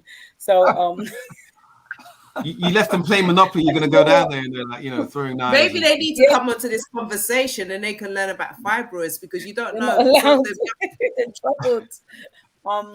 But I did tell you, is that all right, Kaz? I got to jump off. Of course it is. Yeah, but did you have any questions before you bounce? Yeah, like I want all the information. You said I want all the information for the book, their website. Yeah. What else do I don't know which. I'm listening. The description. Everything's going to be the description. I've also been sharing in the comment and as well. And I need an Instagram as well for the show. Are you based in? So you're in ATL right now? Yes. Yeah, we're in Atlanta, Georgia. When you come into London, I'm not doing that. I'm cold. Me too. It's hot right now. It's hot right now. Yeah, for like as the plane lands, like winter, boom. It's like it starts raining. No, we need to come. Listen. We love doing this show. There are a number of shows that we've done. We've been invited over so many times. We'll come and do a whirlwind tour and maybe put something together, have a conference or something. We'll put something together. I'm not sure if it'll be this year. Hopefully this year. We'll see. But definitely we want before I go, my doctor said to me, I just have to leave my fibroids and they would eventually shrink when I come on my menopause. But you said that it doesn't shrink at all. They will calcify and cause other kinds of issues if because they rely upon estrogen. But here's what they're not telling you: when you go through menopause, there's a decline in estrogen, progesterone, and testosterone. So your ovaries stop producing. This is where you get your sex hormones from, is your ovaries mostly, right? But your adrenals also produce those, right? But what happens is when your ovaries stop producing those, there are other areas where you're getting estrogen. So estrogen is produced in fat, and then estrogen produces fat, and then fat produces estrogen. Then there's other, like we spoke about, the estrogenic environment. So most chemicals, pollutants, and it's in a lot of foods, right? There are estrogenic substances.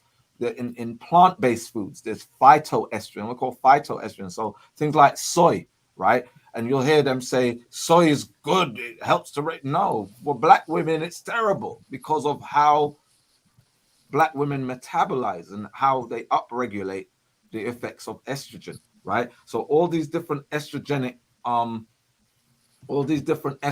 substances add to your estrogen, and then you have life stressors that your adrenals will start to produce more cortisol.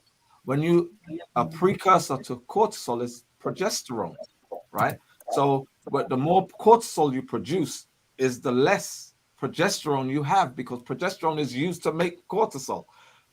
Progesterone helps with your moods, right? Helps to regulate mood because it feeds GABA, which is part of your behavioral mechanism, right? And when women go through menopause, that's why they go through, women on an edge of a nervous breakdown and depression and anxiety and whatnot, because you're still estrogen dominant. The ratio of estrogen to progesterone is like that, even though you're producing less estrogen internally, but exogenously, the xenoestrogens you're getting from outside. So women get thyroid issues, so they gain more fat, and the fat produces more estrogen. So estrogen starts to wreak absolute havoc on the body and cause all sorts of issues. And so estrogen can still feed fibroids, right? But if you don't have such a supply, what happens is they calcify. When they calcify, they get hard and heavy. So you might have some aunties or whatever, or you remember aunties and their stomach was solid. It looked big, but it was solid when you touch it. Solid. Those are calcified fibroids. Wow. Thank you so much, guys. You guys are amazing. It was nice to meet the rest of you beautiful women. Gorgeous. You too. So I'm so sorry. I have to jump. I have to get back to work. I don't even want to be here. Go look after those kids, Denise. I don't know. Yeah, come for them, please. They're lucky to have you. Have a boot camp for them. All you do is grab a belt, put the belt outside the door. Just put a strap outside the door with a do not disturb sign. She can't do that. There's 6 of them. You can't do that in England anymore. I'm by myself. It changed. One staff per shift, and they're banging down my door. Yeah. All right, bye, guys. Bye. So, Kaz, thank you so much for that. I think Dr. Keeler was hitting me up. She was trying to get in a steamer. I wouldn't let her. I think Kaz has actually got her in, so she's probably getting herself together. Just on that topic, we had a question from Megan Thomas about bleeding. And the question was, is it okay if you don't bleed at all for periods of time or even for, I think, months, you said? Yeah, as long as, yes. As long as you're ovulating, and she was talking about, she was an athlete and she was running track and all of that. And yeah, when women are peaking in their health, right? So you have sprinters, right? You have long distance runners, you have gymnasts and that. And one thing that we notice about gymnasts especially is they don't have no titties, they have no breasts, right? Because they don't express that much aromatase, right? So even though they still ovulate, the mammary glands do not develop fully because hormones are being, excessive hormone is being inhibited. But it actually means that physically you're more capable physically of performing tasks than otherwise, So I know, and a lot of girls will get breasts, especially over here now. Everyone's getting breast enlargement. Yeah, but a lot of them are buying their breasts. Let's get right. That's what I'm saying. Yeah, they're getting breast enlargements and whatnot. Right. So and the bum lifts and everything. It's a stigma to have small breasts. A lot of women feel I'm not a real woman because my breasts are small. But you actually find that you're more physical. Yeah. And that's another thing, societal mores, norms, and stigmas around health in general, about our anatomies that go beyond just public image or personal image. The erogenous zones, these things are in nature. Men didn't create them, women didn't create them. These things are in nature. But the thing is, it's not necessarily what we believe is given off the erogenous zones or the messages, the signals to the opposite sex aren't the ones that are being promoted in media. Aren't the ones that we're getting from the movies and television as to, women have to be certain shape and voluptuous and certain size and so on and so forth. Those aren't necessarily the signals that are given off. And so we're fashioning ourselves in a model that is non-conducive to us. We're fashioning ourselves in a model that isn't us. And so we're looking at things that aren't healthy, but because the model that has been fashioned to us says, oh, women must have a certain size ass or a certain size breasts or, talk a certain way or eat certain food or put certain chemicals in their hair, we're living up to those things. Those things are actually killing us. So part of this, there's a social side of this that we have to be very brave and very honest about, to say that, look, no, we're turning our backs on those things. And when we turn our backs on those things, we'll get healthier. Very quickly, we talked about the Hebrew Israelites. I'm not promoting any religion or anything. They started a community out in Israel. Right? And in that community, they were vegan, right? Didn't eat meat, didn't eat fish. Eradicated alcohol, smoking, and dairy. That's their culture. Almost eradicated disease completely from their community, right? We know these things. We live in the West, and the hobnobs and the rich tea and the KP and the Walkers and the convenience foods and the Maggie cubes and the Oxo cubes and the Heinz, the 57 varieties of Heinz, the makeup, the Mestos, the Dettol, the Vaseline, the baby, everything that, listen, when you have babies now, they give you a care kit. What's in the care kit? baby powder, baby oil. Johnson and Johnson just got done for the carcinogens. Yeah. Baby powder that all of us had on our batty when That's we were the being kit. changed as youth. That's the kit they send you. So basically, we were targeted before we even got out into the world, really. Come on. Basically. And so, you know, Jeez. imagine, so if your doctor gave you that as a kit to go home with, that stuff must be good. So Yeah. guess what you do as you know, Caribbean, Black, whoever, white people, goodness gracious, you go and buy the stuff that was in their care kit. So now we're Vaselined up, we're lanolined up, we're baby oiled up. And as Miss T said, the largest organ you have on your body is your skin. You imbibe and you ingest most toxins through your skin and your lungs, your eyes and your hair. So we are bombarded with chemicals, as Dr. Am said, endocrine disrupting chemicals, meaning these chemicals disrupt your hormonal balance. Then you eat estrogen dominant foods. Then you eat foods that are non-conducive and contain poisons. So do you see what's going on here? So one thing we definitely don't want to do is have people blaming themselves, right? If you're uneducated, you're uneducated. You're ignorant. You don't know. Here's the challenge. Once you know, first fool is no fool. You can't carry on being a fool. Now you know. So don't come and say, oh, you know, it's the way we were brought up. Okay, you were brought up. When you, listen, you couldn't drive, right? Then you took 4 driving lessons from Tyndale, and now you can drive, right? 3 months later, you're an expert doing handbrake turns and all the rest of it. It's the same thing with our health and general diet. You didn't know that, but once you've learned it, took a few lessons, come on. You see? And that's all it is. It's that education piece, but the action piece is important as well. So we don't want people blaming themselves and, oh, I have to be a guru, I have to be a Buddhist monk. No. Baby steps. Baby steps. We're all going to get there eventually. We've got a question here by Nahifa. I'm sorry if I pronounce your name incorrectly. I do apologize. Can you recommend where you can get an examination of our blood rather than just a test in London? Thank you, everyone. This information has been fantastic. Thanks for joining us. Can you make any recommendation? Is that the same like blood test? Are you referring to the blood test like what Miss T done as well? I'm assuming it's the same thing. It's it's the reading of the blood. It's not the test. It's a reading. Right. I mean, you can. There are so many places you can go to get tests, lab work. Yeah, we call it lab work. And there in the United States, there's a lot. There's plenty. But here's the thing. Once you can look at your blood. What's that? What's that then? Right. Then because you ain't gonna know what it is. So it's who's gonna analyze your blood work and then interpret what's going on to you.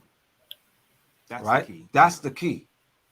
It's the the analysis. They capture the data, right?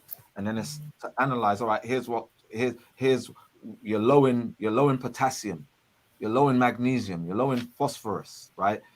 You got an excess in calcium, right? So once you have your blood work, then they can let you know. All right, here's the range, and are you low or are you high? Are you deficient or are you excessive, right? And whether deficiency and excess will determine what kind of disease you have, right? So so is that Dr. Keeler? Dr. Keeler in the house. Can I just make guys, those who are watching, I have actually shared a StreamYard link. So if you do want to jump onto the live, you want to ask some questions as well, get involved. Make sure you are looking decent. Make sure you have good lights and everything else because we want to see Uno. And participate in a conversation if you decide to. I didn't get time to do my hair. I was kind of upset about that. I said, you know what? Yeah, but you know what? You're good all the time. You're good. For the community. So, in fact, this may be a good segue. I want to jump into something because it's actually, we're all in the same lane here. And Dr. Keeley may want to jump in on this. It's interesting. Just last week, I shared a testimonial from Nadira Bell, and who shared with us that she's been on our program for a while and she's had fibroids but pretty much all of her adult life since starting menstruation, she's had very heavy, very painful periods, right? And more importantly, the excessive bleeding. And Dr. Amsu, it comes up all the time how many women become anemic because how much blood they're literally hemorrhaging for 2 weeks a year, for a month, right? Some people, some of them, they're on a period 23, 24 days out of the month and they're hemorrhaging each day. So you know what this does, right? And they're using 10 and 20 of the heavy bleeding feminine pads and getting on our program It's one of the first things people don't realize. And, you know, Laverne was saying that she didn't know she was on having her cycle because the pain had gone and the cramping had gone. And Nadira was saying how she was using 10 and 20 of those pads. Now she's down to 2 or 3 a day. Okay. So this is very, very real. So Dr. Keeler, I don't know, you may want to jump in on, you know, the heavy bleeding and the impact of the heavy bleeding and why this program is so important, not just from a fibroid standpoint, from a general, you know, female reproductive health standpoint. You may want to touch on. So pleasant afternoon and pleasant evening on the other side of the ocean. I've been on the program for a while, and I've noticed that my menses have significantly lightened up. If I have ever made a mistake and eaten any animal product, then the menses get heavy again. So I can tell you that the food recommendations do work in addition to the supplements.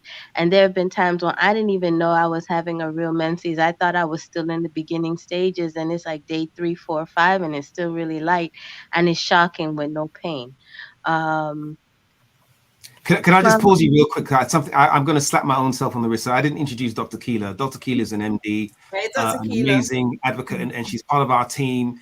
And she brings a lot of great information, and she does a really great job in analogizing a lot of these things that have a very deep sort of clinical, technical basis, and sort of, I won't say dumbing it down, because, you know, she dumbs it down for me because I'm dumb, but really does a great job in helping to, you know, spread that and explain it to people. And she was trying to get on. She's been traveling, so she's just like me, didn't get time to do her hair, but I wanted to come on, and she wanted to join just to share. Her hair looks lovely. We're talking about. But your hair always looks lovely. But, you know, you'll think about it later on. That, you know, she's going to. I got it right. Just wanted to introduce you, so thank you for joining, and just wanted to. Thank you. Please carry on. Thank you for making me know that you all were coming on today. I had the darndest time getting on, but nonetheless, you have to remember that our genes are very ancient, and we, in addition to having all these great first people of the world genes, we have adaptations that many other cultures, many other groups of people don't have. Like Dr. Amsu and Mr. Larty were mentioning earlier, medicine is racial. There are certain polymorphisms that occur in different groups. For us, a lot of our polymorphisms have to do with energy utilization and preventing parasites from hijacking our energy. So we have sickle cell trait, we have hemoglobin C, we have glucose 6-phosphate dehydrogenase deficiency. And what all of those do is cause lysis, you know, breaking down, popping of the red cells in case we have parasitic infections that would otherwise hijack our whole system, siphon our energy, and kill us. Well, if you add on top of that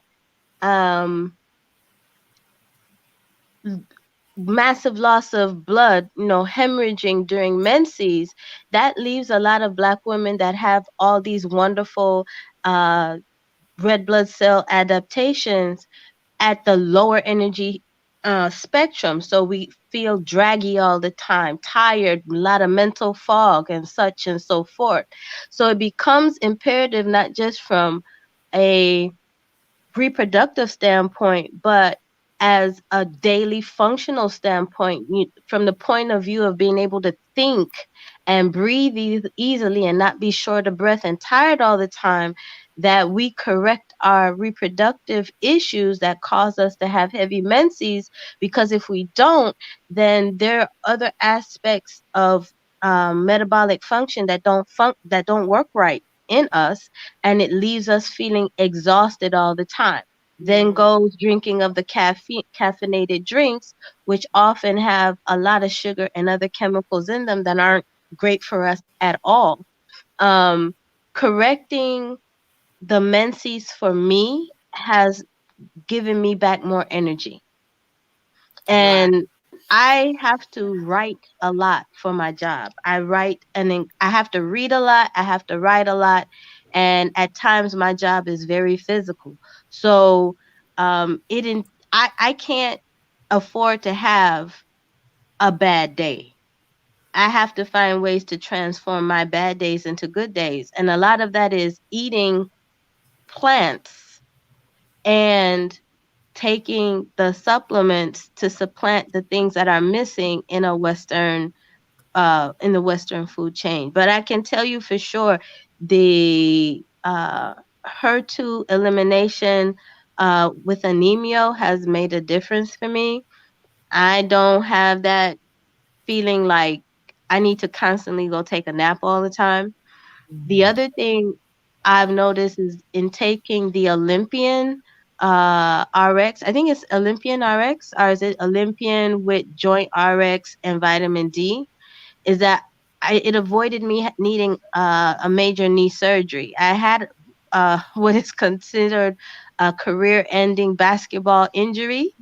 And no, I wasn't playing basketball. I fell down the flight of stairs with my hip and knee fully flexed and tore a lot of the menisci vertically and horizontally in my knee. Ended up with a lot of cysts in my knee and was on crutches. I couldn't walk for a while.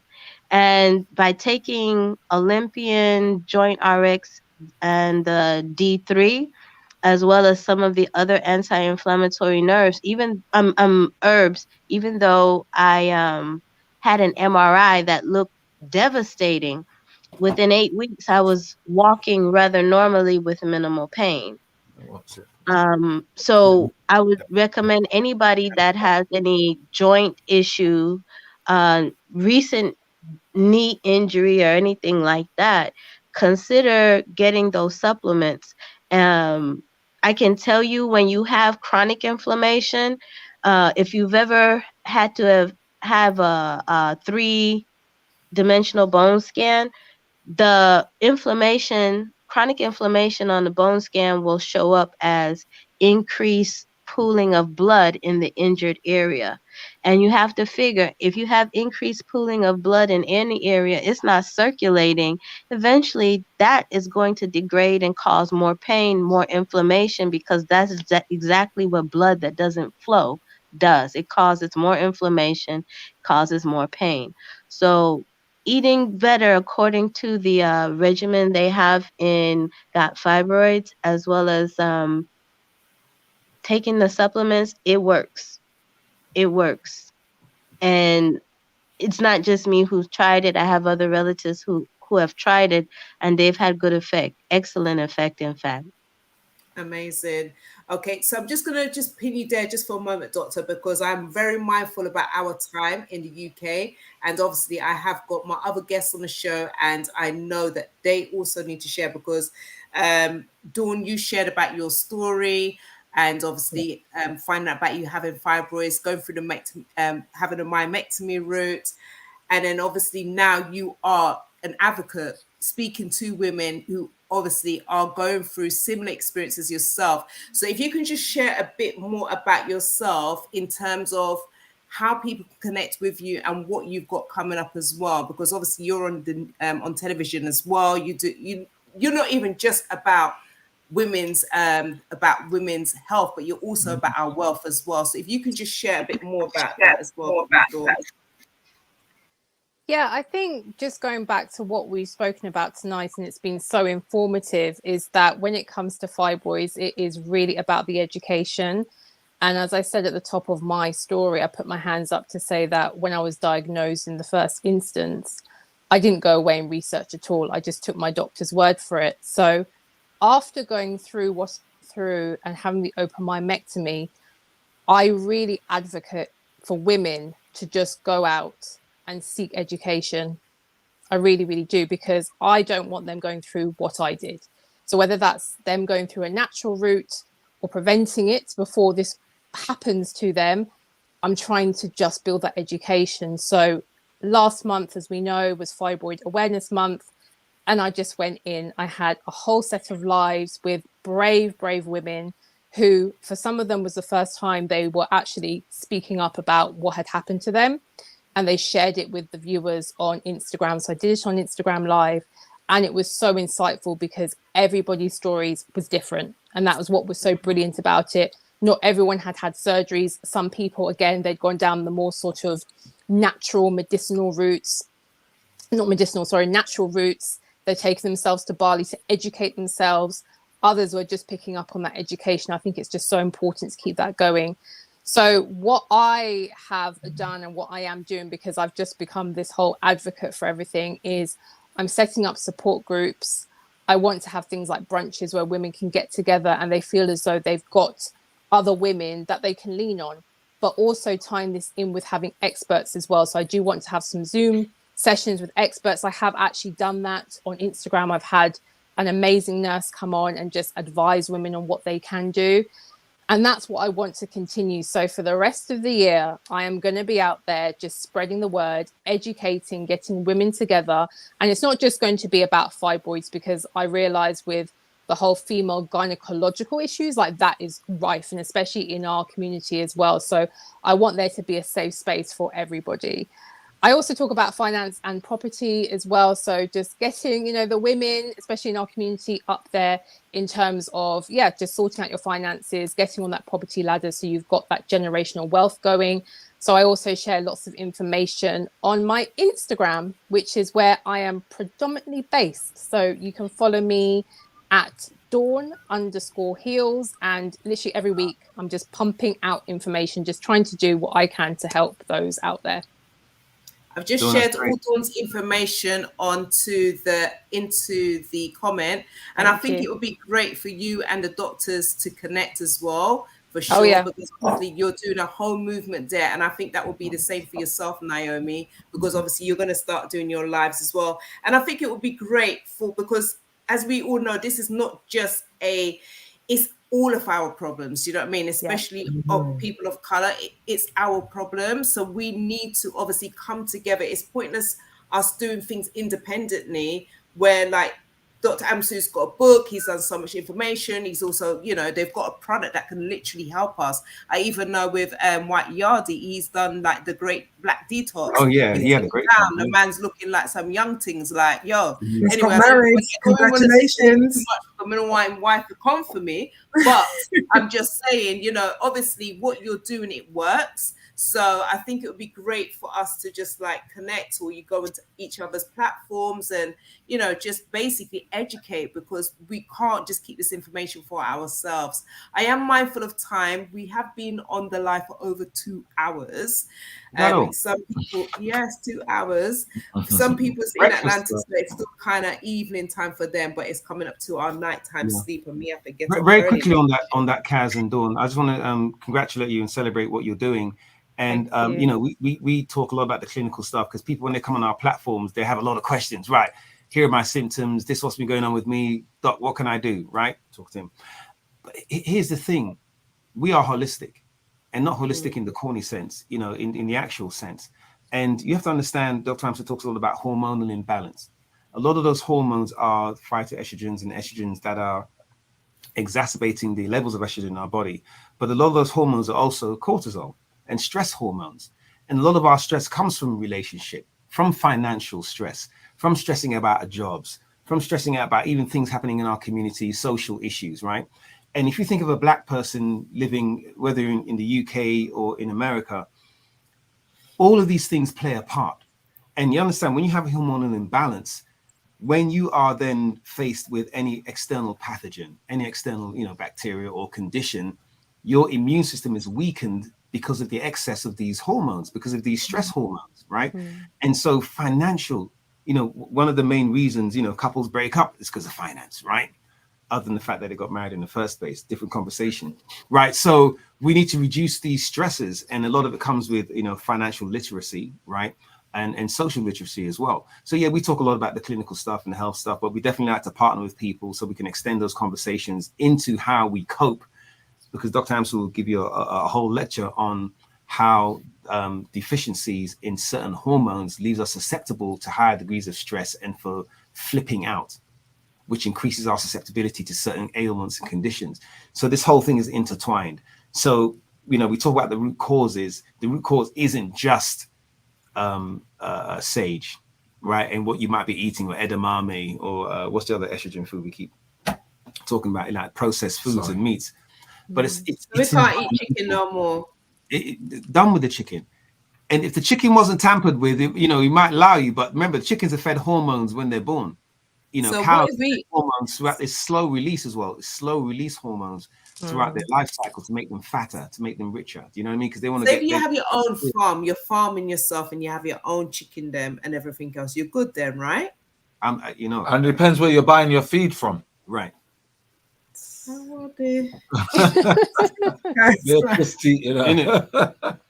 a sad state of affairs.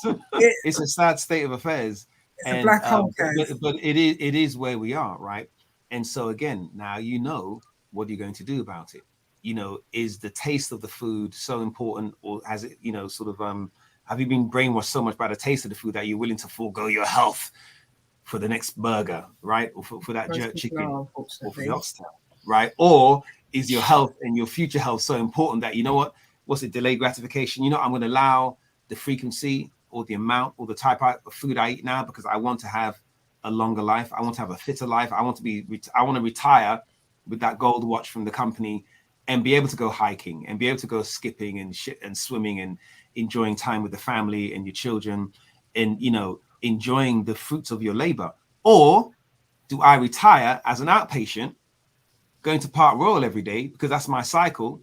Twice a week, the bus comes around and I get on it and go to Park Royal for my outpatient procedure. That is the life of many OAPs in England, is it not? That's true. Real talk, real talk. Had they have been on this lifestyle, had they have known these things when they were 20, 30, guess what now? They'd be the ones in tracksuits annoying you because they're lapping you around the park. You know what I mean? Well, can I just you're making a good point there, but then we also got to think about the mindset. We have been programmed, we've been conditioned to think in a certain way. So as much as, yes, you do have, you know, the product in terms that can literally save us to a certain extent, but majority of us, because we've been programmed in a certain way, is that we just trust the doctors. Do you get what I'm saying? So they'd rather go down that route. No, something I trust them two black boy there, something I go down there. Do you know what I mean? It's just like, it's the mindset as well. So how do we overcome the mindset? That is an excellent question, and it's a broad question, and it goes into psychology, it goes into culture, it goes into personal trust issues, right? And it comes to what, you know, I said acquiesce. We acquiesce, right? We trust we trust the Queen, we trust the government, we trust the doctors, we trust the schools, we trust television, we trust radio. You know, if I were to tell you that the Associated Press writes most of the copy for most of the news channels, you've never heard of the Associated Press. You've never heard of Reuters or Bloomberg, but you believe that the Daily Mirror is different from the Guardian. But really analyze what's at the root of those news reports and what they tell you. We believe that the medical research or what they tell you in the commercial, because it's been, we call it over here FDA approved, but in England, it's, you know, I don't know, who approves medicine in Britain? I forget now. Couldn't have been out here so long. Smuddy. The BSA, British Standards Institute, right? So we absolutely trust that. And we've been taught not to trust ourselves. But here's the thing, and look, you're not going to like me for saying this, and it's going to be unpopular. We can't save everybody. True. We can try. We can put the leaflets out. We can drop the leaflets over Dresden. You know, we can try and educate as many people as we want. We can have these calls. You guys can go out and evangelize. We can try our darndest, but we got to keep moving. We got to save who we can, because the ones we do save can hopefully, you know, because maybe your dad, right? Your dad, maybe 60, 70 years old. There are certain things you're never going to change about his lifestyle. He's not having it. No. You get what I'm trying to say to you? However, he may hear something from one of his cricket buddies or someone, you know, he may hear it from Talk Sport or from somewhere. So it's going to take a while to matriculate out. I'll keep quiet, but maybe all we can do is try, you know, and I know in my own family, Dr. Amsu's own, people got Dr. Amsu in their family, and they're watching this, eating chicken now, probably watching this if we could put cameras on everyone's phone. Do you know what I mean? What do you, Dr. Amsu? I don't know.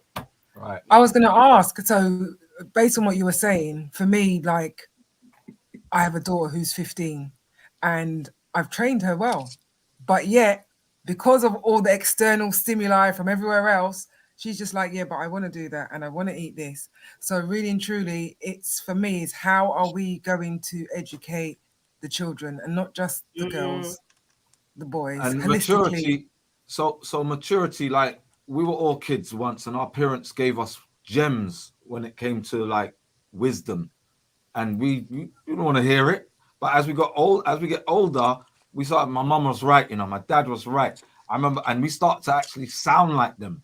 We start giving out their slogans and their phrases, right?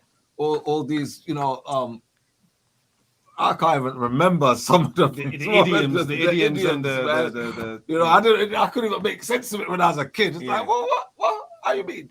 Two chicken can't cross back and cow for fall. It's like, what?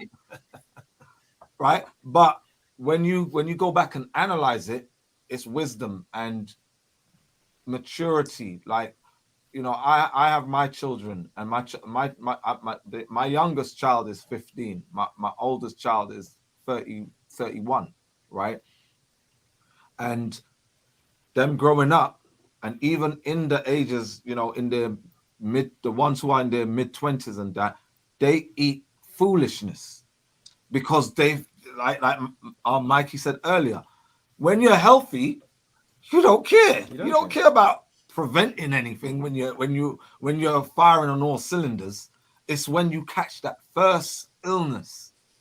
And whenever my children get sick, that's when they come to me like, oh, I serve you right. I always start with serve you right. You're that parent, right? Yes, I'm that guy. But, you know, a lot of people have to, especially black people, we get sick before we take action. And a lot of black people go ER. They don't even go doctor. They don't want to see a doctor or GP just for regular checkup or anything like that. When stuff happens, that's when I'm gonna go and see. I'm going ER straight. You know. Yeah. Fix me. You know. I mean, and a lot of people, you know, they have a lot of my clients and patients that always tell me, "Oh, I'm thinking about going to the ER," and I'm like, "No, go and see. Go if you don't think you're dying."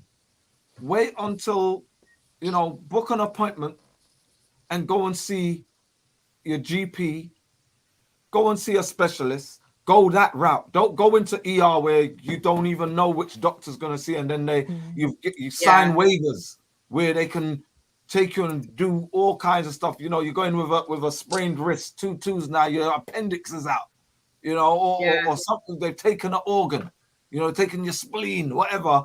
You don't want to go through stuff like that, you know, and when you sign waivers, you give them permission. You're basically waiving your rights, and you can't even bring lawsuit or anything if anything goes wrong. You signed it because in emergency you've waived rights immediately. So, you know. And I go back to the education piece as well. Well, let me just stop you just one moment before we get to the next point, because I know Dawn's got work, she needs to go, and I think Naomi, remember you said you was going about 10. It's I'm putting it out there. Let me know when it's time for you to go. Naomi's not dead. Naomi's making notes. She's observing. She's getting all the information she needs. So, Queens, let me know. You ready? Yeah, I have one question before I go. This conversation it's been amazing. Thank you for having me here, and thank you doctors also, and all you queens for being here. It's been incredible. Yeah, and that's why I'm still here. I should have gone at 10. But yeah, because I can't remember exactly what you said, Dr. Amsu, word for word, but you mentioned autoimmune issues. Right. And I have a question regarding that, because I was last year, unfortunately, I was diagnosed with multiple sclerosis. I was in hospital the previous November for 2 weeks. Body totally shut down, didn't know what the hell was going off. And then, I was being monitored for a few months, had another relapse, didn't realize that's what it was. But then went for another MRI scan, and then they diagnosed on the 1st of July last year with having MS. Now, I'm trying to backtrack and remember everything that you said in regards to autoimmune issues, but this is the first time I was talking, but do you think that's kind of like some issues stemming from me having fibroids? Well, all right. So in order for fibroids to exist, you know, there's blood, there's the hormones, and then there's inflammatory cells, right? Inflammatory cells. And those inflammatory cells are what respond to any pathogenic activity, right, in your body. When your body is compromised, you will find that there's an excess in these immune cells, and through excessive hormones or hormonal imbalance, through high levels of toxins and that, right, we basically compromise the integrity of cells in our bodies, where those cells start to be recognized by immune cells as fodder, as basically, I'm going to get you, right? So MS through diet, right? So there's myelin sheath that surrounds neurons, right? And that is depleted through these immune cells. So the autoimmune disorder is basically that these immune cells are attacking your nerves, your neurons, right? And what did you do to get to that place? So there's things like heavy metals like mercury that create the environment around your nerves, that attack your nerves and then leave your nerves vulnerable now to these immune cells, and the immune cells damage themselves. There's things like Teflon, the Teflon, the non-stick pans, the Marvel. You know, I remember the first time I used a non-stick. I was like, wait, hold on. You cook everything, right? And then things like foil, tin foil, aluminium foil or aluminum foil, as they say in America, right? We use it. We bake potatoes in that, right? We use it with jerk. There's things, our practices of jerking, grilling, baking, and all that. We use materials which are toxins, neurotoxins. When you bombard your body with these neurotoxins, right? And Dr. Keeler, I know you want to jump in here, right? There's pathways. There are specific pathways, and these pathways include toxins. They include deficiencies and hormonal imbalances that create the condition. And law, right? There's biological law. There's natural law that we're violating, but we create conditions, and then the biological law kicks in. Oh, you created this environment. If you create this environment, this is what's going to happen. And through the lack of education, and again, we trust what is put in front of us. We don't know that aluminium foil can cause neurological issues. We thought, all right, this is this is bendy metal. I can wrap my food in it and put it in the oven, get my jacket potato and whatever, right? And use Teflon, and we expect the government to be there to look out for us. That they have these these departments, these regulatory bodies that are in the best interest of us, but no, they're actually in cahoots with the people that come in when we get sick to say, oh, we have a management mechanism for that. So we have a medication for MS. Yeah. Right. Which is what they're trying to drill with it. So there's this conspiracy that goes on to make sure that you get ill, so that now they can prescribe you something and your doctor gets his kickback. And the government gets lobbied and funded by these bodies, but here you are sick.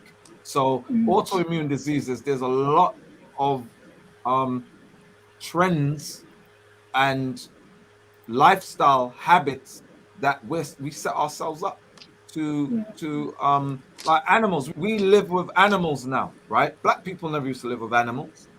Animals in the yard. The only animal that basically got in the house was a cat or two, right? Cats. But we never let dogs into our houses before. Now you got grown women with these little dogs in their bags, and they're dressing them up, and they got them in their bed with their Sorry. The DNA when you DNA samples are usually taken from swabs in the mouth, saliva, and hair, right? We have MHC, MHCH, right? Major histocompatibility complex, right? And this basically ensures what's in our bodies belongs in our bodies. And if it don't belong in our bodies, we're attacking it. Those immune cells that cause autoimmune disorders, they're the ones who go after these cells. So when we have these dogs and, you know, all other creatures, and they're in our beds where we rest for 8 hours and change, right? Or maybe less. Saliva from these dogs, and then they're kissing the dogs, right? People kissing their dogs and all these things. We cohabiting with these animals. Kaz, you know you're saying the truth. And no, this has got nothing to do with me. This is a whole conversation that I've been having with Miss T from this evening. I saw a woman today on the bus, and the woman had the buggy, and I turned and I thought it was going to be a child. It was a dog with dog. I didn't understand. Just get a child. There's so many children that needs a home, but we're taking on animals like. And then Miss T, what was your line? Come on, tell them. Well, some people can't actually have children, and if they could have children, they don't know how to raise children. So leave them with a dog. I know, that's what I'm saying. But if you're educated and you know the risk of autoimmune disorders, because you have, like, if you have a dog, the dog don't, like, if you have an upstairs and downstairs, the dog stays downstairs and the bedroom's upstairs. The dog don't get on the couch. The dog don't get on the table. So there's ways in which you can have a pet in your house, but there's restrictions. And if you're educated with how it can put your health at risk, now you're going to start to take care to make sure they don't get onto your bed and dribble on your pillow. I like the way you're not sharing the parasites. There you go. The parasites, the fleas. I think Dr. Keely wants to add something. Go ahead, Dr. Keely. Dawn, did you want to? Sorry, before you come in, Dr. Keely. Dawn, did you have anything you want to say? Because you're going to go in a moment as well. Yeah, no. This has just been very, very good. It's been very informative. I think it's good to get a balance of both sides. So whether you're going to go down the natural route or whether you're going to go down the operation route, I think it needs to be a balanced approach. But no, it's been really, really good tonight. Definitely want to link up with. I want to see all of you. Oh, nice. Oh, bless you. So you staying or you I'm going to pop off if you don't mind. But no, thank you so much, everybody. And thank you, Kaz, for having me. Yeah. Can you share your social media handles for those that may want to connect with you after the show as well? Yeah. And to watch your live. I'm predominantly on Instagram, so you can find me at Dawn_heals. I've also got a YouTube channel, so I have shared my fibroid story on there. So if you just search Dawn Heals, you'll find a whole set of videos on fibroids as well as the finance and the property and everything else on there. Thank you, Dawn. Thank you so much, guys. Take care. Take care. Bye. Bye. Bye, Dawn. Naomi, you staying with us or are you bouncing? I'm going to listen to what Dr. Keela has to say now. Okay. Nowhere. And there's a question as well about the Paleo Santo as well. Paleo Santo. Yeah, that was my next question.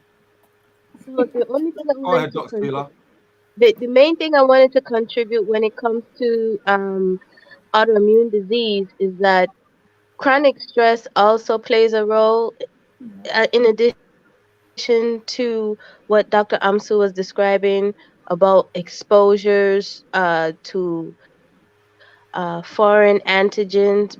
Basically, anything that will set off your immune system is a foreign antigen because it doesn't belong to you. But when it comes in line of chronic stress, it changes the population of your immune cells. And when I say population, I mean the active population. So we're not designed to be under chronic stress as we currently are in this current epoch of human history. Everything is a chronic stress. It's your job, it's your education, it's your family, it's dealing with all of this tech. It's a chronic stress. And what it does is it creates a condition or a set of conditions in which we get a lot of false starts, a lot of red alerts that don't go anywhere. And so our bodies are really supposed to be on everything's quiet on the home front until a real threat is present. And then that's when we're supposed to, where everything is supposed to shift gears. Well, in the quiet state, we have this low level surveillance, right? That's normal. We're supposed to have a low level of immune surveillance. But in chronic stress, we don't have that shift into specific search and destroy. And what ends up happening is when we are chronically stressed and then that stress gets bumped up a little more, we aren't able to make that shift from low level surveillance to specific targeted attack and destroy. So what ends up happening is our immune cells go into a massive destroy mode and they just start attacking random stuff. And if the weakest part of you are your nerves, it's going to attack myelin sheath or the actual nerve fiber itself. If the weakest part of you are your knees, then it's going to attack your cartilage. If the weakest part of you are your heart valves, then it's going to attack your heart valves. You see? And if the weakest part of you is your gut, then it's going to attack your gut. And the irony is, much of our immune system is in our gut. So if our gut is chronically inflamed, then we don't even dispatch properly the immune cells that are going to surveil, attack, and destroy the invader. They'll just start attacking us because there's nothing there to really tell ourselves to chill out. It's not that bad. Let this particular population of immune cells deal with it. And that's where eating properly comes into play. We did not always read. In the beginning, if you look in Bereshith, which is the Hebrew name for Genesis, the garden was the library, the fruits were the books. And any fruit we ate was a whole plethora of instruction to ourselves. In current science language, they call them phytochemicals, naturally occurring phytochemicals that dispatch instruction to ourselves. But if we're busy eating synthetic food or processed food, we're not getting the information. We're not, our cells are not reading properly because they're not being fed the right information, so they're not going to function properly. And that's why it's important to revert to heirloom plants, heirloom fruits, heirloom veg, because the GMO, genetically engineered, the process is starving us of information. Our plates look ample, but there's really hardly any information there to keep our immune system in check so it doesn't destroy us. Wow. Thank you so much. Thank you. Mate, I feel like I can't even eat. Every time this is why I didn't even want to have Dr. Amsu. I was really just debating, should I really say that? That's why the message came so late. Because when I talk to you guys, it's like, what can I eat? Now you got Dr. Khalif is now telling me that, boy, can't eat nothing. So, basically, I can't eat sunlight. Nothing. That's sunlight. You know what's interesting, right? I think I have more food choices now as a vegan than I did growing up as a meat eater. Because when you're a meat eater, you know in England they call it meat and 2 veg. It was a meat, a potato, and a green. You didn't eat the green, you yammed the potato, and definitely yammed the meat, right? Then you wash it down with the Ribena, right? Now it's interesting. Think about all the foods you didn't even explore to eat because you were stuck to fish and chips, lamb and potatoes, rice and peas and chicken. It's literally like this combinations. Like your mum had a menu, like you'd come home, you know, like what's dinner tonight, mum? Is like pick from the menu. It's one of these 5 things. And on Sunday was Sunday dinner. And that was the clockwork routine. We didn't eat exotic fruits, and we're from the Caribbean in Africa. We didn't eat Asian foods. Not really. You know, Asian food was eating Chinese. Indian food was going and getting a curry. Do you know what I mean? Right. But we weren't cooking these foods at home. Interesting thing. When you start to eat more plant-based and you start to cut out those traditional meat and 2 veg dinners, you start to open up to now, we're talking about jackfruit. We're talking about all the things you can do with squashes. We're talking about, the Japanese and Asian aubergines and eggplants. We're talking about all the different variations of peppers, all the fruits that we never used to eat before, how you can cook them, how you can prepare them, how you can dehydrate food, how you can bake food. Even, you move away from frying with certain types of oil, you move away from certain grains and finding new things like quinoa.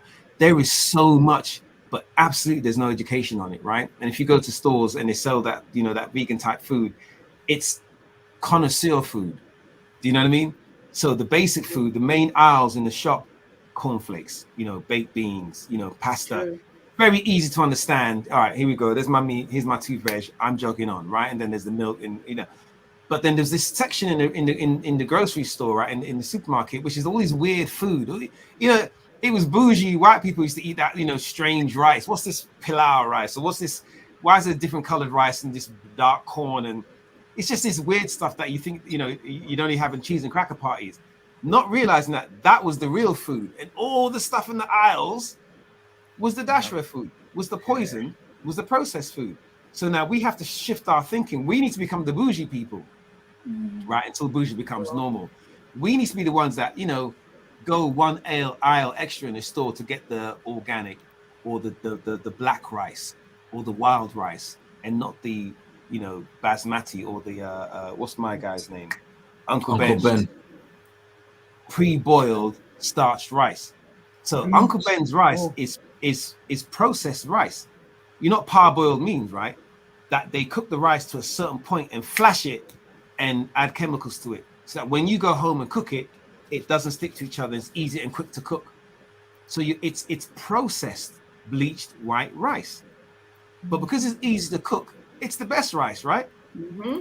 Isn't it a little bit more expensive?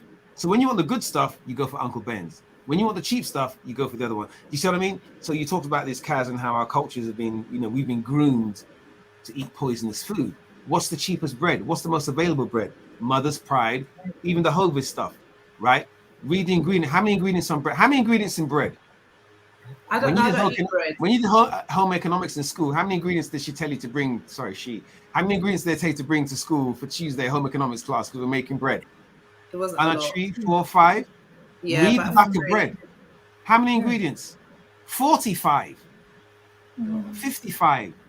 And you stop being able to read them after the first few years. It's wheat, and then you get lost. They lost me at wheat and riboflavin. Then it just went into it's bread. We're supposed to be eating single ingredient foods. So look, it takes a little bit of time, Kaz. I grant you that, to not just replicate. And here's the thing we do. We try to replicate. Well, I'm not going to eat meat. So can I eat a substitute for meat? No. The point of the matter is you're not supposed to be eating that. You're supposed to be eating something different. It does take a while to sort of retrain yourself. And that's why we have the meal plan. So we don't just give people, I want to bring these, people ask about, the different supplements that we have. It's just an idea. So this is a liquid herbal supplement.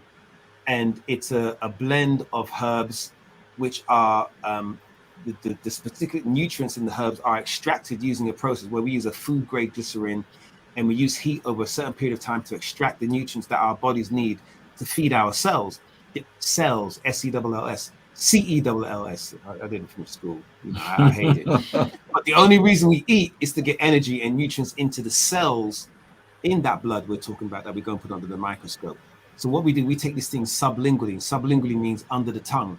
And why do we take it sublingually? Because it bypasses the GI tract, which more often not denatures a lot of the food we eat, because they're very powerful enzymes and stomach biles that are in our GI tract that when we eat certain foods, even some of the good food, it gets denatured. So to get things into your blood, that's why, when you're in critical conditions, where do they put the medicine? They don't give you a tablet, they put it intravenously straight into your veins, right? Or they give you a repository, where that goes. Under the tongue, sublingually, and the nutrients get into your bloodstream. And these are the supplements that we create. And when we talk about these programs, the fiber elimination program, we're talking about, working with autoimmune disease. We're talking about lipo, one of our supplements, which really helps to attack white adipose tissue and help the body sort of release and through the diet, what we call, harmful fat, toxic fat, white adipose tissue. And there's different types of fat, and we can get into that program on time. It's these supplements. This is the missing link. So yes, you will gain a certain amount of benefit from changing your diet, stopping the meat, the dairy, and buying certain foods and changing your habits and when you eat. what times you eat, you know, and the portion sizes. Absolutely. But I'm telling you now, I don't care which shop you go to, the food that you're buying is grown in soil that's been depleted of these nutrients. Either they've been depleted or they've been poisoned, by these you know, chemical pesticides and agriculture. Chemical agriculture is the pesticides, fertilizers, and herbicides, right? That Monsanto, everybody's heard of Monsanto, right? The demon. But Monsanto and other companies came out of IG Farben, the German Nazi company that was responsible for the gas chambers, right? And other things. But they're the monopoly on chemical agriculture, where farmers all around the world were taught, when you go to agriculture school, you're taught that the earth, natural earth, cannot sustain the world's population, that fertilizers are needed to make the earth more fertile, right? So the dirt of the earth, they said that's just barren, basically, and it's not very fertile. It needs chemical. Where, you know, the actual ecology of dirt with all the worms and the different you know, insects and everything, the whole ecology of the soil is enriched with minerals and different, you know, different types of nutrients. The nutrients come from the soil, not the and seed, the nitrogen, the nitrates come from the earthworms and that. But they're producing synthesized stuff, and then this has depleted everything. And now this is why you have all the Sri Lankans and the Dutch attacking their governments, because they're saying, nah, you can't use chemical fertilizers anymore. You gotta go back to nature. But you're the ones who told us to do it in the first place. You know, so this is stuff that's going on. All these denatured foods, right? That GMOs, right? So again, Monsanto is well known for the genetically modified, right? These are reprogrammed genetic codes that they don't know the long-term effects, but we're seeing the long-term effects now with, you know, with she ain't no longer she's now he or they. Yeah. He's no longer he or him. He's now they. And this is the fallout that we're seeing. And because these are humans, we have to cater to humans. So politically, you can't even say what we're saying right now, because, you know, you may get cancelled. Somebody may cancel you because we're dealing with, this is what's happening. We've confused, we've decoded or recoded food, and then it's recoded or decoded us. Now we're not behaving how we're supposed to behave. Yeah. We're confused. Yeah. You know, and this is the fallout. Indeed. Well, listen, guys. Okay, just one moment, because I believe there's a question. T, what's the question? I was trying to see that. So Brenda A. Lee has asked what Dr. Kilo was saying about Genesis. Genesis, and I think she called it the Barashith. Barashith. Oh, Barashith, the book. Yeah. The book, one of the books of the Old Testament. Can you put that in the comments, please? It's Genesis. It's the Hebrew word for Genesis. So if you see it in the text anywhere, you'll know exactly what it means. There, I believe it's B as in boy, E as in Edward, R as in Robert, E as in Edward, S as in Samuel, I as in Irene, T as in Thomas, H as in Harold. Please don't quote me, but I believe that's how it's spelled. Okay, I just put into and the Barashith is basically the first words of the book, which is in the beginning. Yeah. I'm gonna have to start making a move now. Okay. Kaz, thank you so much for having me here. You're so welcome. Thank you for sharing again. And thank you everybody else. we do a Q&A every Thursday, 5 p.m. I think Kaz has shared the link a few times. Yeah, I have joined a few. Right? Yeah, I have joined because I follow you both on Instagram. I've been following you for ages. Okay. So sometimes I do pop in and out of your Instagram live. So you're my one follower. I knew there was someone. You have happy to finally meet you. You have thousands. Don't even be so modest. Yeah, but I'll definitely be in touch as well. This has been incredible. Thank you for having me. Thank you for answering my questions. And yeah, I'll definitely be in touch. Thank you so much. Where's the doctor gone again? She keeps falling off. I think she's got a bit of a network issue. Night. Bye. All right. Night, Naomi. Thank you. Bye, Naomi. Bye, Naomi. Bye. Bye. Oh, wow. I had to change equipment. Oh, you had to change equipment. Okay. Yeah. Cool. Loving you okay now? Yes. Excellent. All right. Beautiful backdrop, Doctor. Yeah, I just feel like I want to be over there. One plant. Well, Kaz, right, that's a really nice living room you have there. These belong. Oh, thank you. My living space. Thank you so much. I appreciate it. But I am, like I said this about an hour ago. I'm mindful of time and I've got to get up early because I've got to get to the gym in the morning. I'm just saying.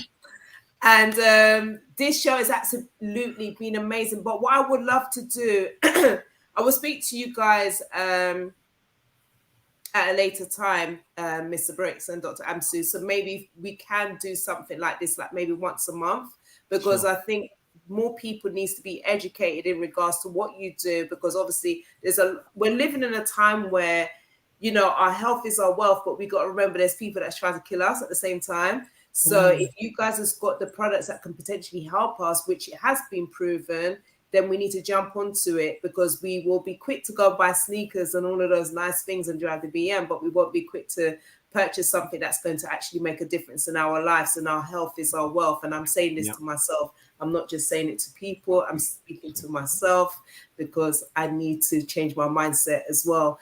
So is there any last words that you guys want to leave the show on, other than your show that's going to be on tomorrow? If I may, I mean, I think it's been said in a roundabout way. I tend to do quite a lot of this, and it really is about a individual and then a broader community cultural shift in how we think about food, how we think about our health, how we think about society in general. And I know it may seem lofty and somewhat nebulous, but if you actually analyze everything that's wrong with us, this is where it starts. It starts on our table, what we put in our mouths, what we put into our minds, how we think, how we speak, how we exercise, how we don't exercise.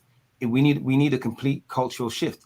Black people need to become what analogy did I use last time? You know, if you watch Star Trek, I'm going to use a TV show as an analogy. You're going to, chew me out. Everyone in Starfleet was trained, right? Even the ensigns had to go through some kind of high level, you have to be a university graduate, and you had to be athletic, and you had to be tried and tested in the field. We dropped the baton. We again acquiesce our whole lives and to the certain school system, to a certain way of thinking medically, and how we need to be athletes. We need to be a bit of a scientist, right? We need to be a little bit of a psychologist, okay?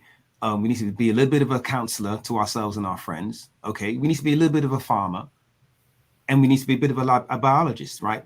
And so, yes, we're not all going to be Dr. Keelers or Dr. Amsu's, you know what I mean? But let's know enough that when you hear some BS, wait, hold on a second, my knee isn't connected to my hip. But when you go to the doctor and tell your knee is connected to your hip, you believe it. So we need to all know a little bit about anatomy and about food and about ingredients. It doesn't have to be so mystical. We all need to level up with regards to information and learning. No, that was perfect. We have to be educated. Full stop. Period. We have to be educated. And knowledge of self starts with our health. That's a rhyme I just gave you. You've got to be a bit of a poet. You didn't say that one, mate. You know what I mean? Dropping bars. You're dropping bars, yeah? Bars all day. Move over, Dave. Dr. Amsu in the house. Absolutely. Yeah. Absolutely. So that's it. Education and knowledge and education, so that we can't be fooled. Love that.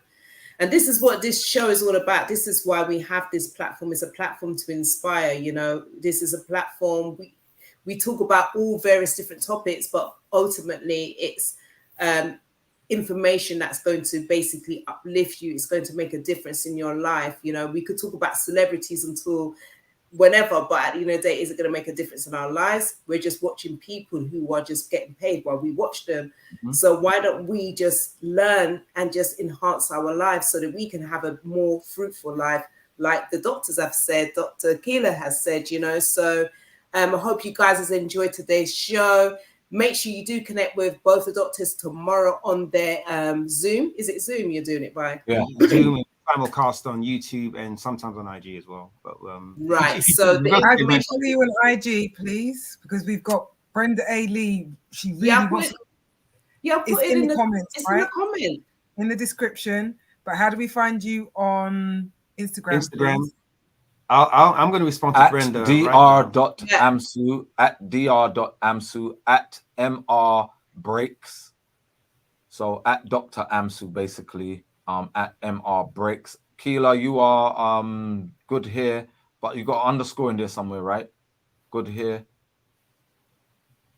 Oh, she's gone. Right on cue. Right on cue. So what's Dr. Keela's Instagram? It's good hair, good body. Good hair, good body. Good emphasis on the body. Like that. She's gone off. I want to take good hair and good body. I want it.